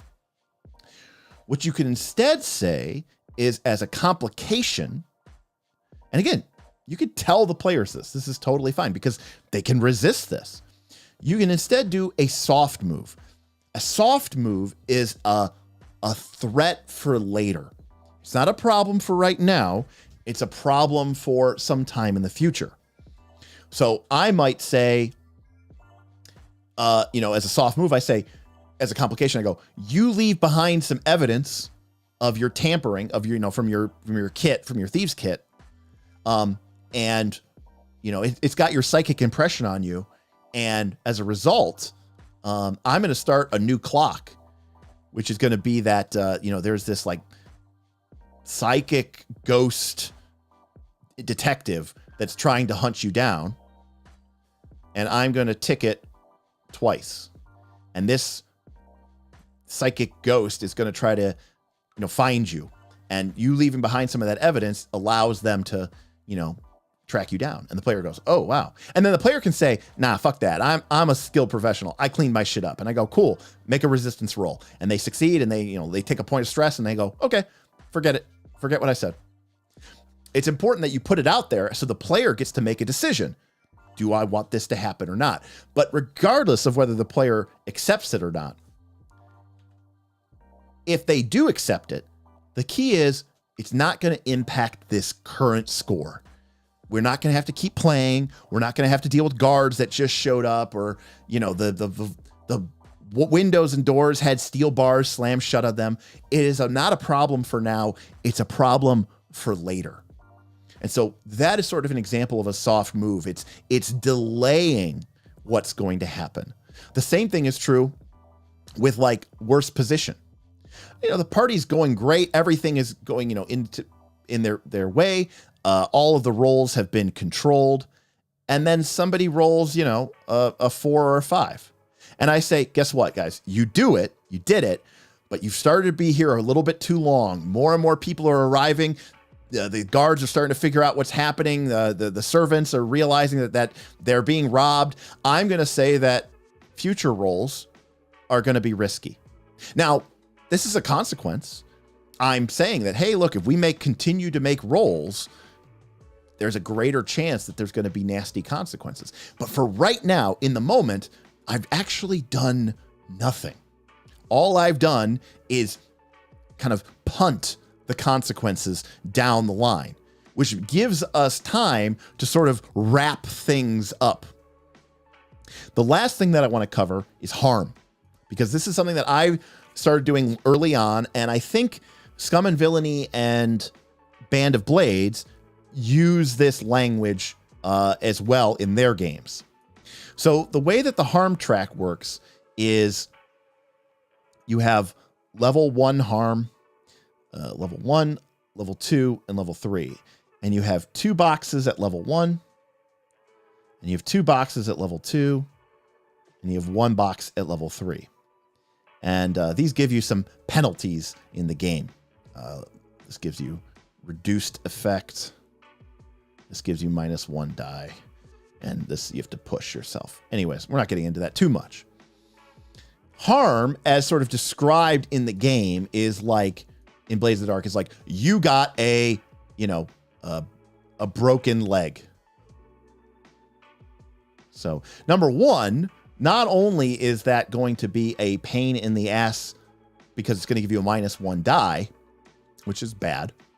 But number two, it's going to like linger forever outside. It's going to take up a lot of downtime actions to heal. It might affect the player for multiple scores to come. It's a pretty significant step. And I'm not saying you shouldn't use harm. But what I would encourage you to do is to think about harm in 2 ways. So the one is what I would call permanent harm and what I would call temporary harm. So what is that? What's the difference between them? Well, broken leg is obviously an example of permanent harm. And what this basically means is this is a consequence. It's going to stick around. There's not a lot you can do about it in the meantime. It's going to take time and whatever to fix. Temporary harm might be like wind knocked out of you. And I put a T here. This is telling us that for right now, this is a big deal. It's giving us -1 die, which is a problem. But it's also telling us that this is resolvable. It's fixable. It's temporary. It's definitely going to go away at the end of the score. Or it might even go away sooner if somebody or something helps it out or deals with it. It gives us an example of using like a short-term consequence while still using the harm mechanic, but it lets us use things like, embarrassed. Let's say you're at a social scene and somebody, as a consequence, one of the nobles makes a joke about you and about your upbringing and your poor accent. This character's clearly from the slums. And as a consequence of your bad role, I make your character embarrassed. Now, this isn't something that's probably going to last more than the current scene. And once your character's out of the scene, we'll just get rid of embarrassed. It's not going to be like broken leg, but it's a great way for us to kind of apply a consequence and have it feel like things are happening that aren't good for our character without completely torpedoing your chance to succeed and without completely making you feel like you're a bitch. Chris says, what's the math on that? 2 dice is 75% to hit a 4, 5, or a 6. That's correct, Chris. That is absolutely correct. And each time you add a die, you add half of the amount remaining up to it. So, 1 dice is 50%. So 50% is left. So if you had 2 dice, it goes up 25%. So now you're at 75%. So then the difference between 75% and 100 is 25%. So if you take half of that, 12.5%, 3 dice, and you're suddenly at 87.5%. So each die that you add, there is diminishing returns because the next die that you add on top of that is only going to be like 6% added, right? So it's just going to keep going up and up and up. So there is a sort of a kind of a natural. Now, obviously, at that point, your success rate is so high, you probably don't care. But at a certain point, once you get to like 4 dice, 3 dice, 4 dice, you're pretty much going to succeed, almost assuredly. The question is just, is there going to be a consequence or not? And that's why I said if the game goes too long and all the characters end up with really, really high action ratings, the game could get almost boring because it'll kind of run like a D20 game where it's just like, yep, I succeeded. Yep, I succeeded. Yep, I succeeded. Yep, I succeeded. And there'll never be these fun things that spin off of it. Now, that being said, that's kind of nice. That's why I said that's when I start to wrap up the campaign, because at the beginning of the campaign, when the characters kind of stink, all of the actions and the scores that they're going on are going to create all of these different threads, because there's going to be a consequence from over here and a consequence from over there. And that's really cool at the beginning of the campaign, because the party can decide and go, oh, we're interested in this. We're going to go explore this. And that branches out to here. And then this one continues to come in. And then these ones are over here doing their thing. And then the party goes here and it's like comes over to here, which brings in this. And there's more consequences happening, right? It's just like this. You start to get this big web of all these different things, because that's the way that Blades in the Dark works. You're going to roll 4s and 5s, which are going to create these sort of messy connections. But as you get to 10 plus sessions, the party is going to start to just succeed a lot. And not just 4 or 5, I mean 6, as in we succeeded and there weren't any issues. And what that has a natural tendency to do is now there's less branches. Now things start to kind of become pretty linear, because the party isn't creating all of these messy spin-offs and all these messy complications. And that's usually a good sign that, the end is nigh, because look for a good moment, end it, because at a certain point, it's like, it just becomes pretty much boring. It's pretty much, all right, we go to the thing, we beat it. There really we're no consequences. All right, what's the next challenge? It can start to feel like, like high level Pathfinder 1, where it's just like, we're so good, our stats are so high, we just basically cannot be touched, and we're just going to raffle stomp everything. And it's that, like I said, at that point is where I'm starting to look for, wrapping up a campaign. RPG Gamerist says, hey, Derek and chat, yay, Blades, one of my new favorites. Awesome. Yeah, Blades is fantastic. It really taught me. Blades in the Dark is, for me, more of my style of playing than almost any other game in existence. For sure. Okay.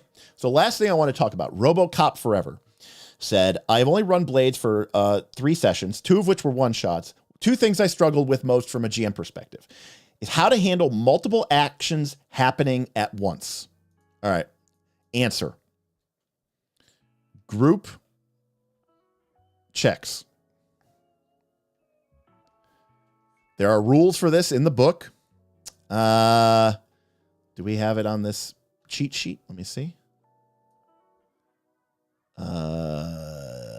No, there is no root on this cheat sheet. There's no rules. But group checks in this game work like this. Everybody who participates, aka the whole party, everybody rolls their action. So let's say that we all wanted to sneak in to a castle. So the GM says, okay, so we're going to be rolling finesse. Okay, so each of the PCs is going to make their finesse roll. And I'll say, who's leading this operation? Now, naturally, you might think, oh, that's going to be the sneakiest character in the group. Actually, it doesn't have to be. It just has to make sense for the fiction. It could technically be anyone. You just have to describe how you are the person leading the mission. There's even an element maybe of metagaming this a little bit. Now, one of the characters might be really good at finesse. They're going to roll 3d6. This character is okay. They're going to roll 2d6.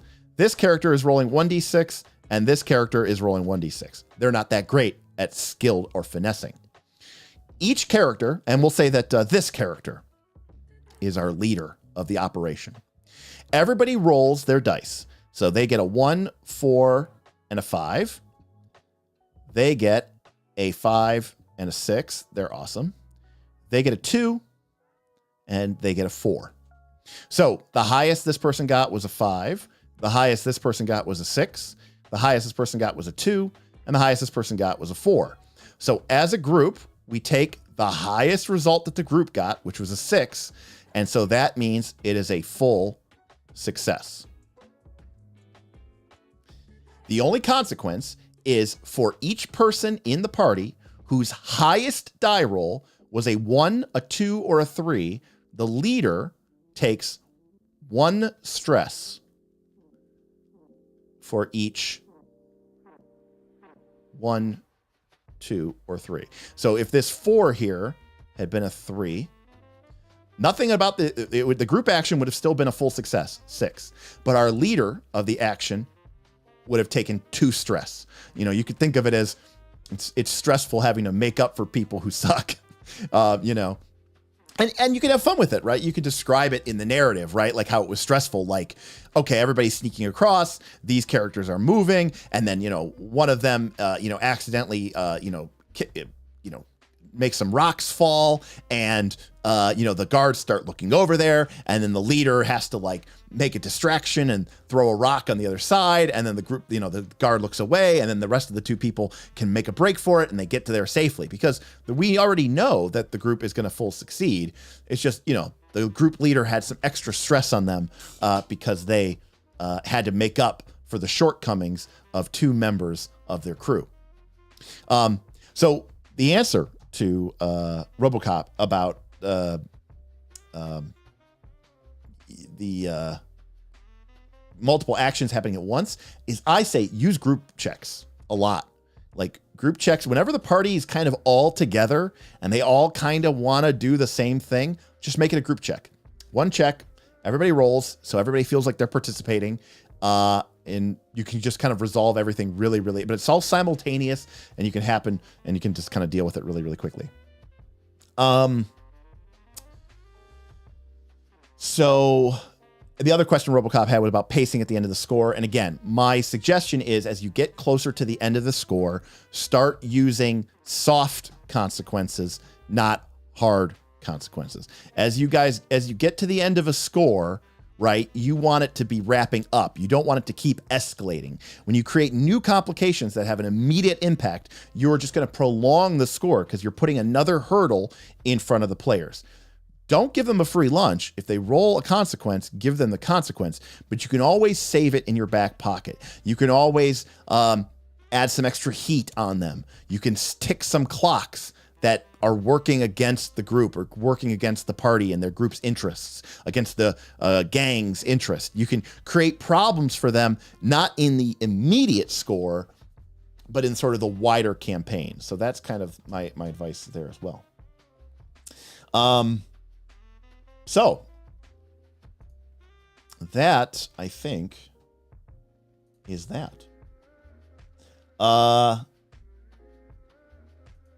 Thoughts, comments, questions.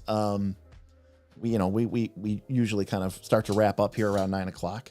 I want to say thank you to everybody who came out and super chatted and tipped tonight, or re-upped their membership. We really appreciate that. Always appreciated. And again, happy to have any conversations or thoughts. Blaze in the Dark, again, is definitely a game, maybe not Blaze, but maybe Scum and Villainy, that I want to get on this channel sometime. I want people to actually see it being played. I don't think that there are a ton of examples of it on the internet. Obviously there's, John Harper has run some, but, not a lot of people play this game system. I think this game system is remarkably fun as a GM. It feels like going out and doing an improv with my friends. It's extemporaneous, and it's very easy to prepare because you don't have to prepare anything. You just kind of have to say, okay, what clocks do we have going? And we can go from there. In fact, I always point out that in Blades in the Dark, when you make your crew, just following the crew creation rules, there's going to be one faction that you pissed off, one faction that you're in good with, and another faction whose turf you've started to sort of encroach upon. That gives you 3 factions right from the beginning of the game that the group has some sort of connection with, and you can just start running with those 3 things. That's what I've done in all of my campaigns, both Scum and Villainy and Blaze in the Dark. And then I don't plan anything beyond that. I just let the group's actions and what consequences come up in the middle of of a session, determine it. Again, like I was saying before, the group in a Scum and Villainy, they wanted to take an easy mission. They had a lot of stress. They weren't trying to make a million cred. They just wanted to make enough money to keep flying. So they took a very simple mission to smuggle some we'll call it gray market goods. This wasn't like they were smuggling illegal gene tech. No, it was just like, probably like alcohol that was contraband, and they needed to smuggle it from one system to another and get through the Imperial checkpoint without, getting the goods and the merchandise confiscated. And we started the score. We rolled the engagement roll. I think it started off as risky. And I said, okay, we'll start with you all in line. The jump gate is like, there's 2 ships in front of you and then the jump gate. And, you suddenly get hailed by the, Imperial inspections officer, who basically says, name, destination, cargo, papers. And one of the characters in our Scum and Villainy game was sort of a smooth talking Lando Calrissian Han Solo scoundrel. And he says, okay, my character sheet has on it, false identification papers. So I'm going to use those and I'm going to make, basically a sway roll and basically be like, smooth talk my way out of this. Ha ha ha. How's the wife and kids? Yeah. This. And he rolled a critical hit. And I just said, yeah, okay. He waves you through. That was it. That was the score. It was 1 roll, because I was like, at this point I go, the group is reading the room. The group doesn't want this to be a long thing. It's a simple mission. He rolled a crit. I'm struggling to think of what other things could go wrong here. Yeah, they just did it. They just succeeded. And I didn't try to make it be more complicated than it needed to be. And the group was like, that was sweet. And that's why in our games, we would almost always go through sometimes 2 to 3 scores per session. When I hear people say we planned for a score and we didn't quite get to it, I go, oh boy, you need to work on your speed and pacing. I think I saw earlier GM Scott said, would you start the game with a score, or would you start with free play? I think when you start off a campaign, you should start with the score. Just jump right into the action, hard frame it.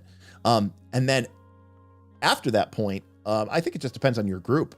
I don't think there's anything wrong with our group. I tended to want to end on downtime. The group would finish a score. That was like the last score of the night. We would do payoff and heat. We would have our downtime actions, which may or may not. All the groups I've played, they played for downtime. That is what interested the most, because downtime was the ability for them as players to build their empire or go do the thing that they wanted to do, or, basically make their will manifest on the game world. So my characters played basically the scores just so that they could get downtime actions and they could get cred and rep to spend on doing more downtime actions. And so that was always a nice place to end it. And then the next time we would start off with free play, I would look at the clocks that I had written out on note cards. Sometimes there was 5, 6, 7, 8 of them. I might decide, well, enough time has passed. I'm going to maybe tick one or tick another one. And then I might present that as the players, they can see those clocks too. And at the beginning of the next session, I might say, there's a clock. It's an 8 clock that is now at 5 or 6 segments, which is, the Blood Ravens seek revenge. Maybe the Blood Ravens were a gang that the party was engaged with, and they've been sort of battling over the same turf in the city. And I just point out, just as a reminder, I said, hey, just as a reminder, the Blood Ravens continue to get uppity. As we kind of start our session off, a couple of your, thugs come back from the street with, bloody lips and broken noses. And one of them looks like he's got a pretty nasty stab wound. And they basically tell you that they had another run-in with some of the Blood Ravens. And I'm just, I'm sort of using the clock to sort of tell fiction. And that's it. The group doesn't need anything else. If the group wants to go deal with the Blood Ravens, they're going to go, we should go deal with these Blood Ravens. Or the group could say, yeah, we don't have time for that. I want to focus on, this smuggling operation that we're trying to set up. And I go, okay, not doing something is taking an action. And I'm reading the room. And so now when the group goes on that smuggling mission and they get a complication during the smuggling mission, I might go over to the Blood Raven clock and say, all right, as a complication, I'm going to tick this clock because while you're out here, now, yes, there is not a one-to-one connection between that role and in the smuggling mission and the Blood Ravens getting uppity, but that's not what the game cares about. And you shouldn't care about it either. The consequences are, is stuff happening to the party that they don't want to have happen? Yes. So think Dungeon World and Apocalypse World, which, again, Blades in the Dark is technically empowered by the Apocalypse, says one of their principles is think off-screen too. So while we're on this mission, I'm going to say, you guys are over here dicking around with the smuggling operation. The Blood Ravens are moving in on your turf. Your thugs got beat up. You didn't do anything about it. That emboldened the Blood Ravens. I'm ticking another tick. And now it's at 6 or 7. And once that clock finishes, it's going to be block war. It's going to be gang war. You might even be at war with them, which has its own consequences in the game. So that's how you sort of keep the wheels spinning and moving. And there's all these plates up in the air, all these, juggling all the case. And it's like, that's the key difference. Scott tipped $26. Fill her up. GM Scott comes in, gets the hype boss, a nice even 50 out of 50, fills up our goal just as we start to wrap up. GM Scott, thank you.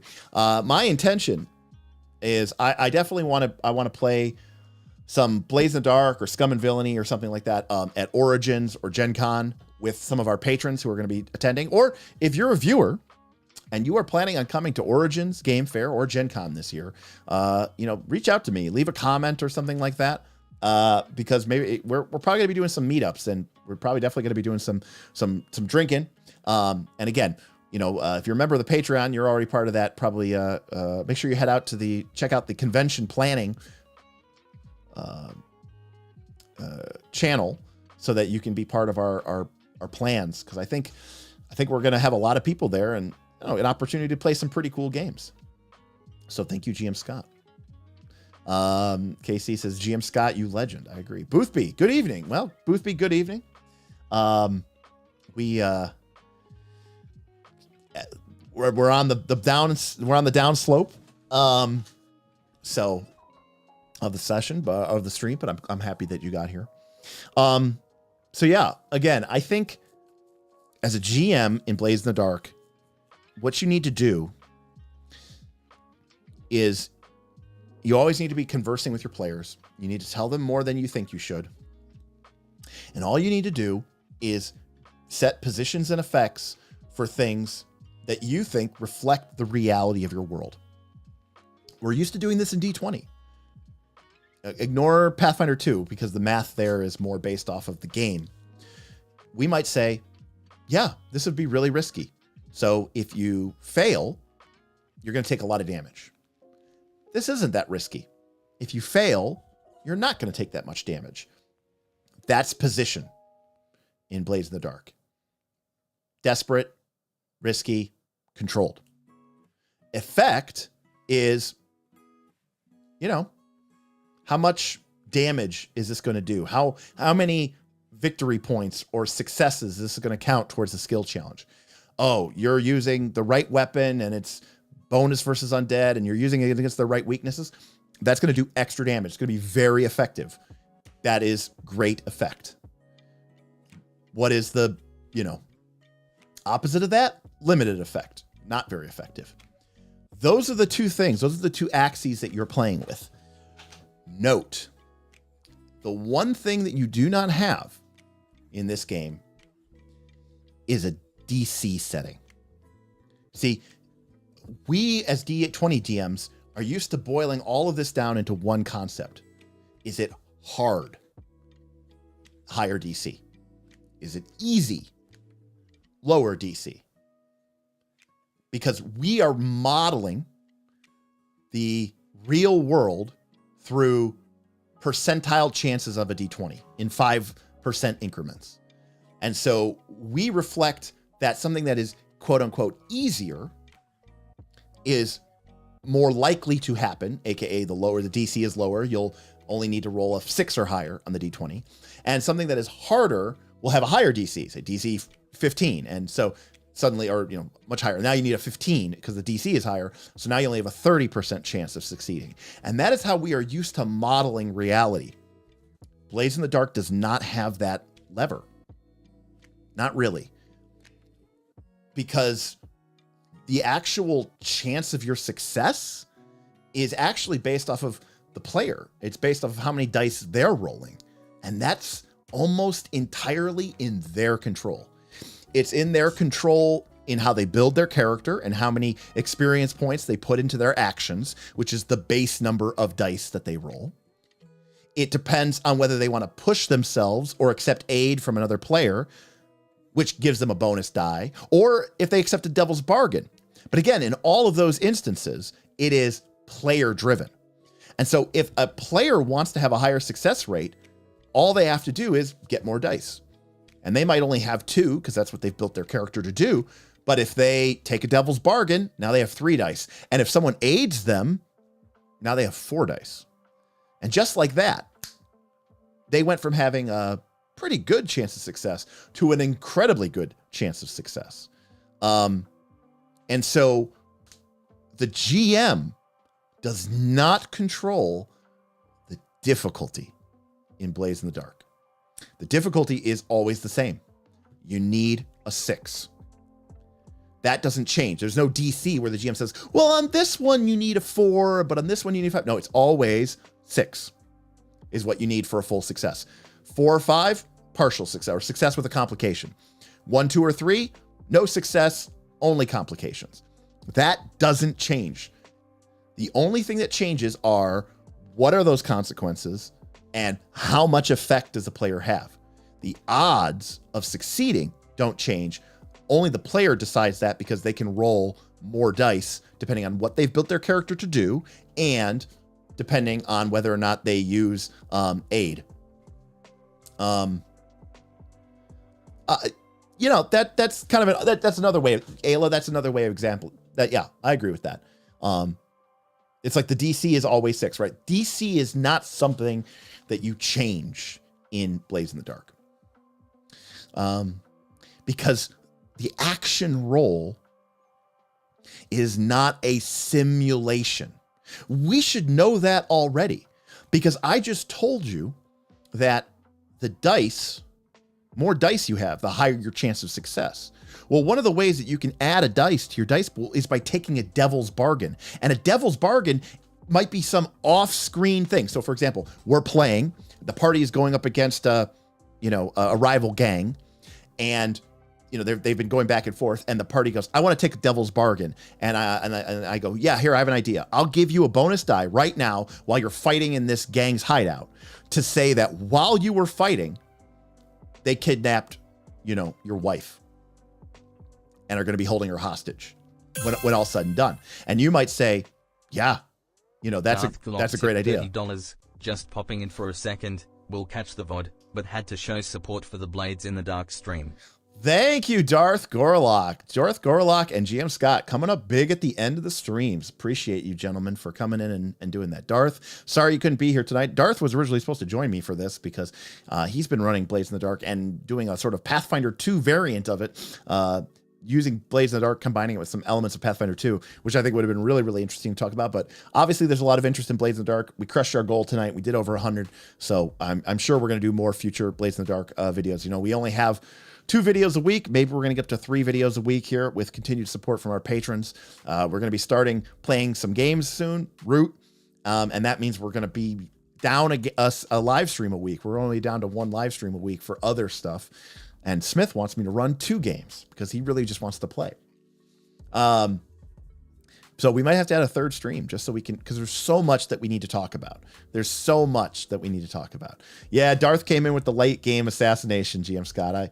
I definitely you got to respect the snipe. I know you are a sniper yourself, so I'm sure you can appreciate it.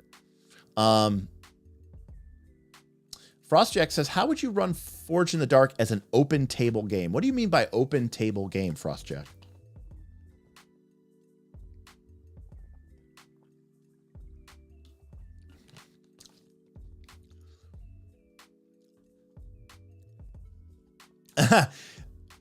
You know what, Ayla? That is exactly right. Those unrelated off-screen things like that is where my simulationist brain just melts. Yes, I agree with you 100%. This is not a game that is trying to simulate real-life criminal enterprises happening in a dark fantasy city. Blades in the Dark is trying to emulate a book or a movie about criminal activities and scoundrels in a dark fantasy city. So because it is emulating and not simulating, it means that we are more interested in telling interesting stories than accurate ones.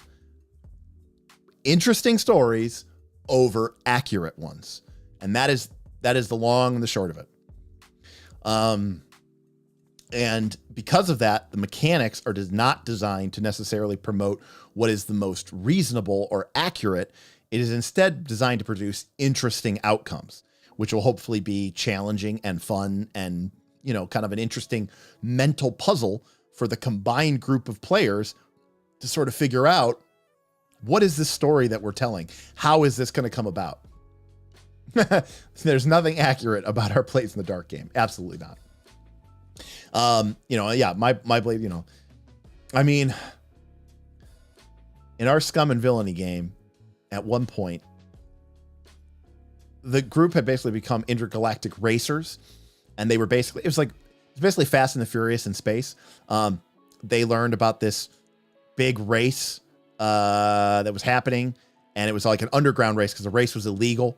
And so there was a bunch of like preliminary qualifiers, and the group was like doing races, and our scores were basically races. But they were also doing crimes so they could pay for like ship upgrades so they could like Millennium Falcon out their ship and make it like the fastest hunk of junk in the galaxy. And they were entering this one like sort of race that was sort of like a feeding race that would allow you to advance in this underground racing circuit. And at one point it was like a race around 2 binary stars, and the group realized that they were falling behind. So they decided to like fly between the 2 binary stars.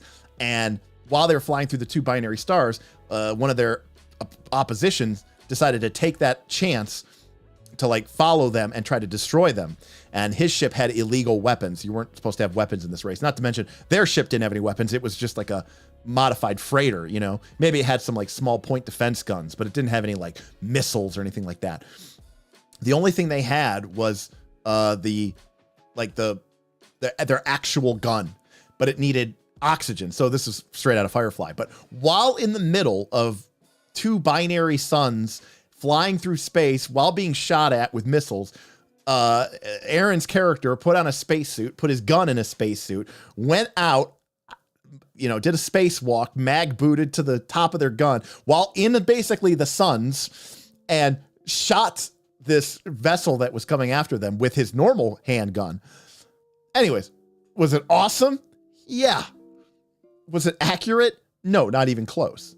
But rather than be like, well, let me look at the DC here. The DC for you to survive is 95. Oh, you died? Oh, you critically failed? You're incinerated into dust. Instead, as a GM, you have a lot of power over how your game feels by what you allow, what you don't allow, and the type of consequences that you give. If the party gets into a scrap in the city streets and you hand out,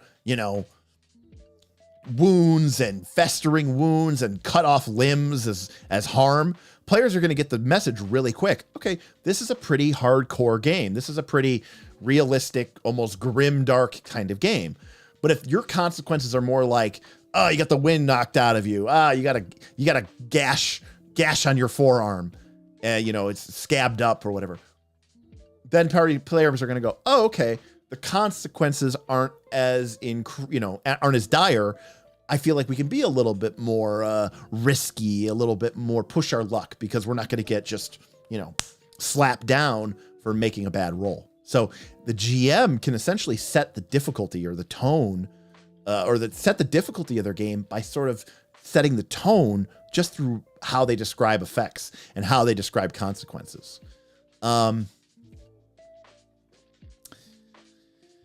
Let's see here. Beowulf says, think of Devil's Bargains as free pushes. The effort still comes from the character, but the GM gives them to die without stress and throws an interesting complication instead. Yep, that's exactly right. Ayla says, that is actually a great comparison. I have always been a GM that wants to tell an accurate story because to me, an accurate story is what makes it interesting. Oh, that's very true. This is a very different style. It is a very different style. And that's why we have it's awesome that we have all of these different games, because some games are not really good at being accurate and some games are not really good at being interesting. And so it's awesome that we have, a variety, a spectrum of games to sort of fill in all those spots. Knights of the Last Call. Which Forged in the Dark game is your favorite? Sounds like it might be Scum and Villainy. It's Scum and Villainy. I mean, I really like Blaze in the Dark, even though like that's not like my favorite kind of like setting. Blaze in the Dark really does like appeal to me, but I mean, I love Firefly. I mean, like that's like one of my favorite, if not my favorite show of all time. And I think space also just lends itself nicely to like at least my friend group. Like everybody knows bullshit sci-fi, so it's really easy just to be like, flashback to me disrupting their subspace dampening field array, and it's like, oh yeah, awesome, just techno babble, and you go, yeah, that sounds good. It feels like it's less hard to just make shit up in sci-fi, honestly. That's kind of that's honestly probably the reason I like to do it. Also, I have a lot more media to draw on for Star Wars, Star Trek, Scum and Villainy, whatever, what have you, than dark, industrial, haunted, ghost, post-apocalyptic, steampunk, magic punk city that is Duskwall in Blades of Dark. And I never really played Dishonored or any of those video games, so I don't even really have anything like that to draw on from either. I have not played Neon Black. Yeah, it's a cyberpunk one. Yeah, I have not played that one yet. I know that there was a cyberpunk. I think cyberpunk is a genre that Blaze in the Dark should and likely does do really, really, really, really, really well. I just haven't read any of those books yet. Cyberpunk is never like Shadowrun and all that other stuff. Like I read Neuromancer when I was a teenager or whatever, but it's just never been a genre that has really, really gripped me. Like I liked the Blade Runner movie. I like the new Blade Runner movie, but like generally speaking, cyberpunk has never been like my biggest favorite genre. So it's not that I avoid those games. It's just, I don't go out of my way to pick them up either. So, Frostjack says, by open table, I mean a game with no set player group. Okay, where you could start a game with whoever is there. The low prep aspect makes it seem perfect for it. Absolutely, Frostjack. And the main reason is, as long as everybody is a member of the same gang or the same crew. In fact, the rules in Blaze in the Dark even give you rules for like your character going to prison and being gone for a long time. And maybe your character's not dead, but you make a new character. Maybe you play somebody else from the gang while your other character is in prison.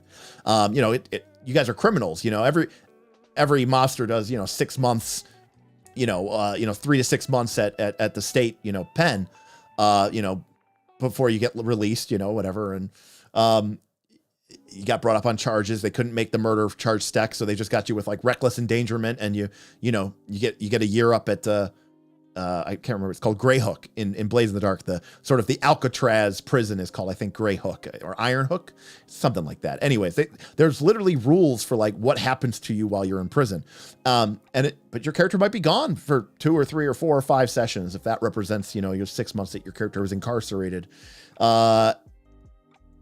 Your character might die. You might take your 4th trauma. You might be forced to retire your character or kill your character.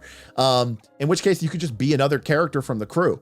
So I actually think that having a rotating cast actually could work really, really well, as long as like the clocks and what is happening in the game are sort of shared in a mutualistic fashion, so that like everybody who's a participant in the game, like if you have some sort of group chat or shared Google Sheet where everybody can kind of see what's happening in the campaign before they show up for the session, I think it'd work really, really, really well.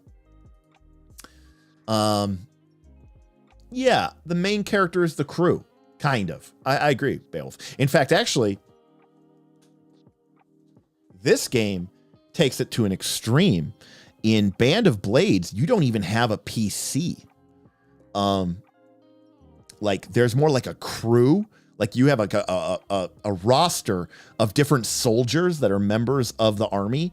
And when you get sent on a mission, you kind of like draft which soldier you're going to play on that mission. So, you know, you might have Sergeant Horvath, who's the grizzled veteran, as part of your roster. And last time you played him, you know, Derek played him. And then this time we play him, Chris played him, you know, because, you know, it's not really my character or anybody's character. In fact, and then Sergeant Hansen or Horvath could die, but it wouldn't matter because that wasn't anybody's character. It wasn't the main. I mean, Band of Blades, the idea is this is a military campaign. Soldiers are going to die. Even when you win a battle, soldiers die. And so part of the point of this game is to sort of show that. I don't think that is a deliberate action on their behalf, which is to show the cost of war, which I think is really, really interesting. Chris, sadly, I missed most of this, but from what I've heard, it sounds like a very gritty cosmic patrol. That is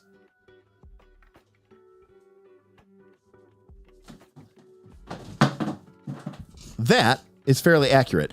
Cosmic Patrol, in my personal opinion, has some pretty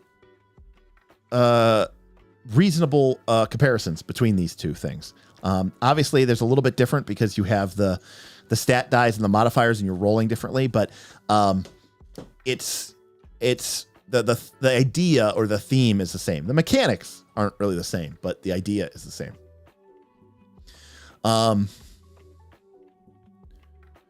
Jim Scott says, plus when you say fantasy, most people think Tolkien. When you say sci-fi, that could mean anything from Dune to Star Wars to Pacific Rim to iRobot to Alien. That's a great point, Jim Scott. That is actually really good. Yeah, like people's concept of what fantasy or what sci-fi could be is much broader than what it is for fantasy. There is a vigilante option for Blades that I think would be a lot of fun. Basically play Batman in a haunted steampunk version of Gotham.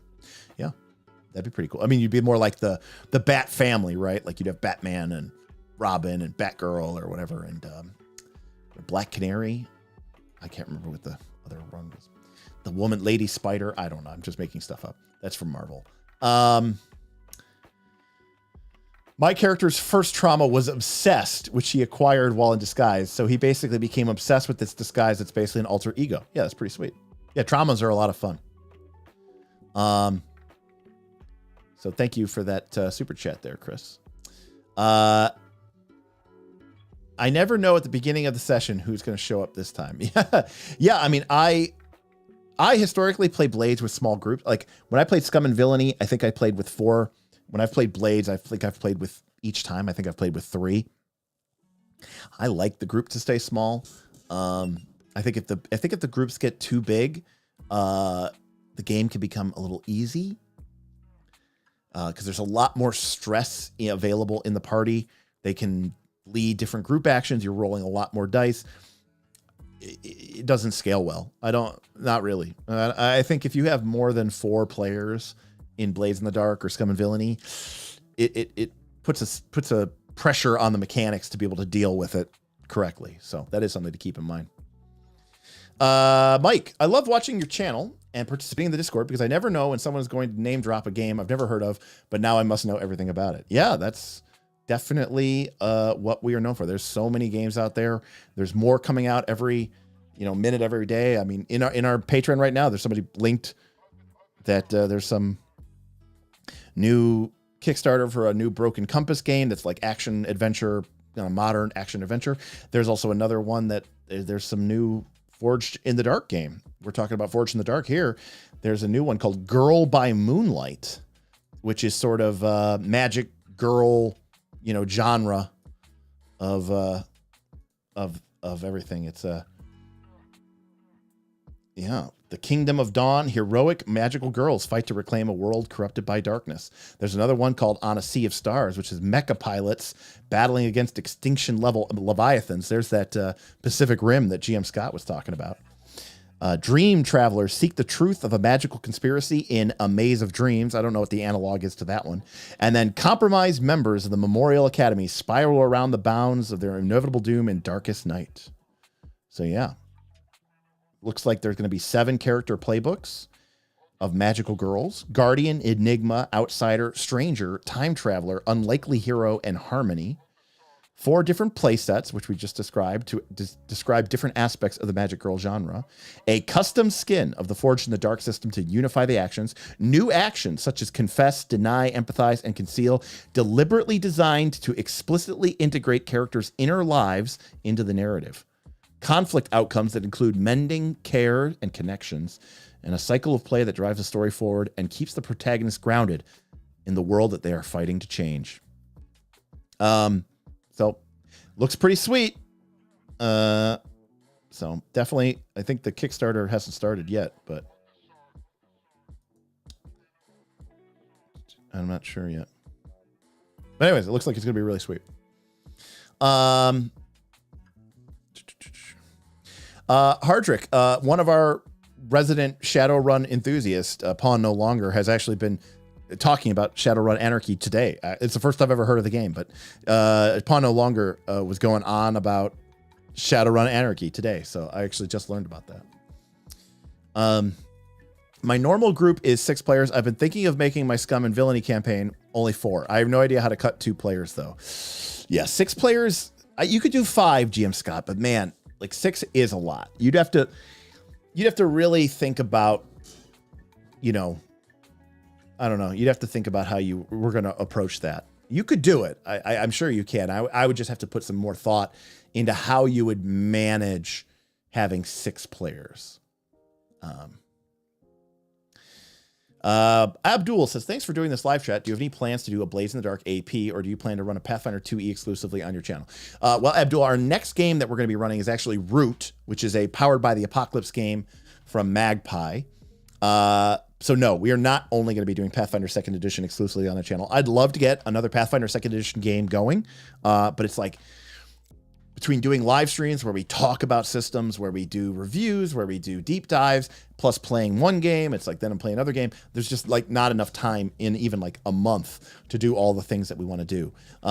But we are doing Root, and then after Root finishes, in maybe, couple of months, we'll probably do a different game, but it'll be short. It'll be like 6 to 12 sessions, and maybe it'll be Forged in the Dark, maybe it'll be Scum and Villainy or something, so I think it'll be pretty cool. I saw that Dave T has a review out on the Gunned Out, or whatever it's called, new game from the Broken Compass folks. Got to check that out. Yeah, I want to check that out too, KC. Definitely want to check that out.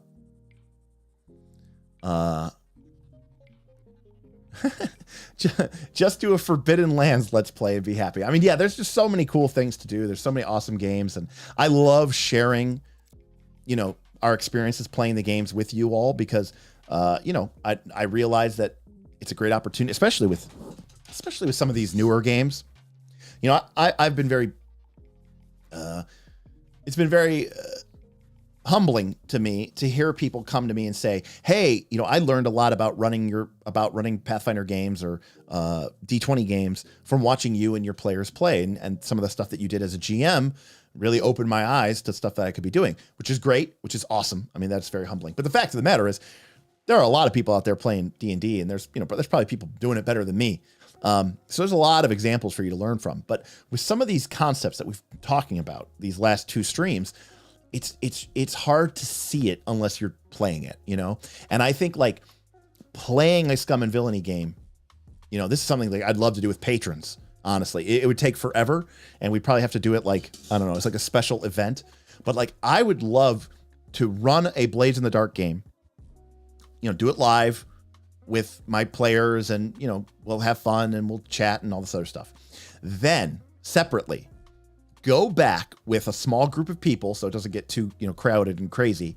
And like I said, maybe just make it a patron thing, and rewatch with you all me playing, and basically like pause it at like every major decision moment, and basically say like, okay, let me walk you through what I was thinking here and why I did what I did and what was my thought process to arrive at the next stop. Because some of these game systems I have internalized, and it's something, you know, I try to talk about it, but a lot of times it's not clear until like you actually see it happening and someone can sit down and say, okay, that's what I was talking about when I said making a soft move towards the end of a score. It was obvious. I was looking at my players. I could tell that everyone felt like they had reached the climax, the crescendo. They felt like the big hurdle had been defeated and it was kind of just time to wrap it up. And yeah, that last die roll sucked. So rather than just keeping this score going, I'm going to delay that consequence into bonus heat or ticks on a clock, and then we can wrap up the score. And I didn't cheat. There is a consequence, and they're going to have to pay the piper, just not today and not right now. It's a problem for tomorrow or a problem for next week or a problem for next session. And that's better than what we're doing right now because it's going to keep everybody engaged. And so that's what I was thinking. Okay, any questions? Let's talk about it. Yada, yada. Push play and then continue watching the stream, you know, like ×2 speed or something like that so we could get through it. Anyways, so I think that would be really, really fun to do. That's actually something I'd really, really love to do. MechWarrior Destiny. I've never heard of that one at all.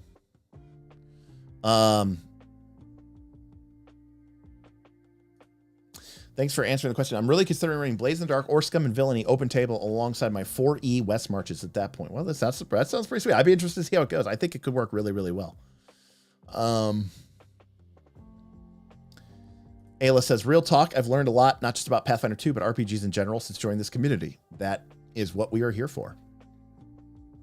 Might try Scum and Villainy before Blades in the Dark again because my players asked for Starfinder. Maybe pitch it as a more punchy, fast version of Starfinder. It will definitely be faster paced. I mean, there's no way around that. Yeah, give him the sci-fi without the D20 grind. That's absolutely correct. Yeah, I mean, improvising is like anything. It's just a skill that you get better at as you do it more and more. I mean, let's be honest with ourselves, right? I mean, like, adventures, especially pre-published adventures, right? They're crutches in a good way, you know. Like it's an aid to make things easier for you to be able to run the game, but you know, it's not going to develop your strength as an improviser that much. So you know, people have kind of gotten used to being, I don't want to say lazy, but they've definitely gotten used to not having to improvise because they've got these adventure books, which are like, everything is spelled out. Everything is written or codified. Even if you go back to the old days of, you know, the first edition D&D modules, the whole module might be 18 pages long. And the description of a room would be like torture chamber filled with torture stuff and some hobgoblins. And that's it. That's the only description of the room. Everything else about those hobgoblins and what they looked like and what they were doing and what that all had to come from the GM, just kind of making it up on the spot or rolling some reaction dice or morale dice. Nowadays, it's like, here's the NPC, here's their backstory. They were born a young lad in Varesia and grew up in the streets of Corvosa, whereupon they were, you know, and then it's just some random fight against some random NPC. So we're used to like really having a lot of detail. William Brandis says, Northern Reach's version of Blaze in the Dark with multiple rival gangs. Let's go. It would be very, very, very, very, very, very complicated to do, but it would be very, very, very, very, very cool to do. So I completely agree with that. I think that would be actually pretty amazing. So definitely would be, definitely would not be opposed to that. Because that would be pretty sweet. Let's see here.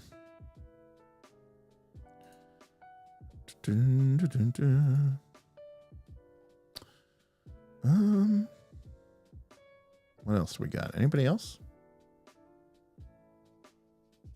Nope. All right.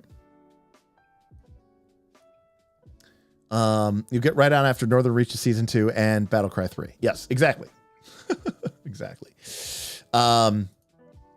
I was talking about this in the Discord earlier, but I tend to bounce off of pre-published APs and such because like a more freeform, less scripted approach to long-form games. Yeah, and I think that's totally reasonable. I'm not saying that there's anything wrong with that. If you don't have the time or the ability to run a game without an adventure, then adventures are good for you, right? Like that is what they're there for. So I don't think there's anything wrong with that.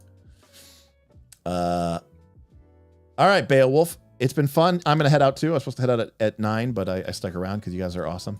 Mike T says August 22. August 22. All right, so we are going to wrap today. I think we're going to be back Thursday with some Pathfinder 2. I think we're going to talk about the Barbarian. I think Bob's going to join me. And we're going to talk about the Barbarian class because Bob has played maybe 3 Barbarians in Pathfinder 2. And so we're definitely, it'll be fun to have Bob on the stream and have him talk about that. Anime's mom says, thanks for the work that you do. Do you think you'll touch on Band of Blades eventually? The truth of the matter is I have yet to get this game to the table, and we could talk about it. It is very different and unique, and I think a lot of people would actually have a hard time with it.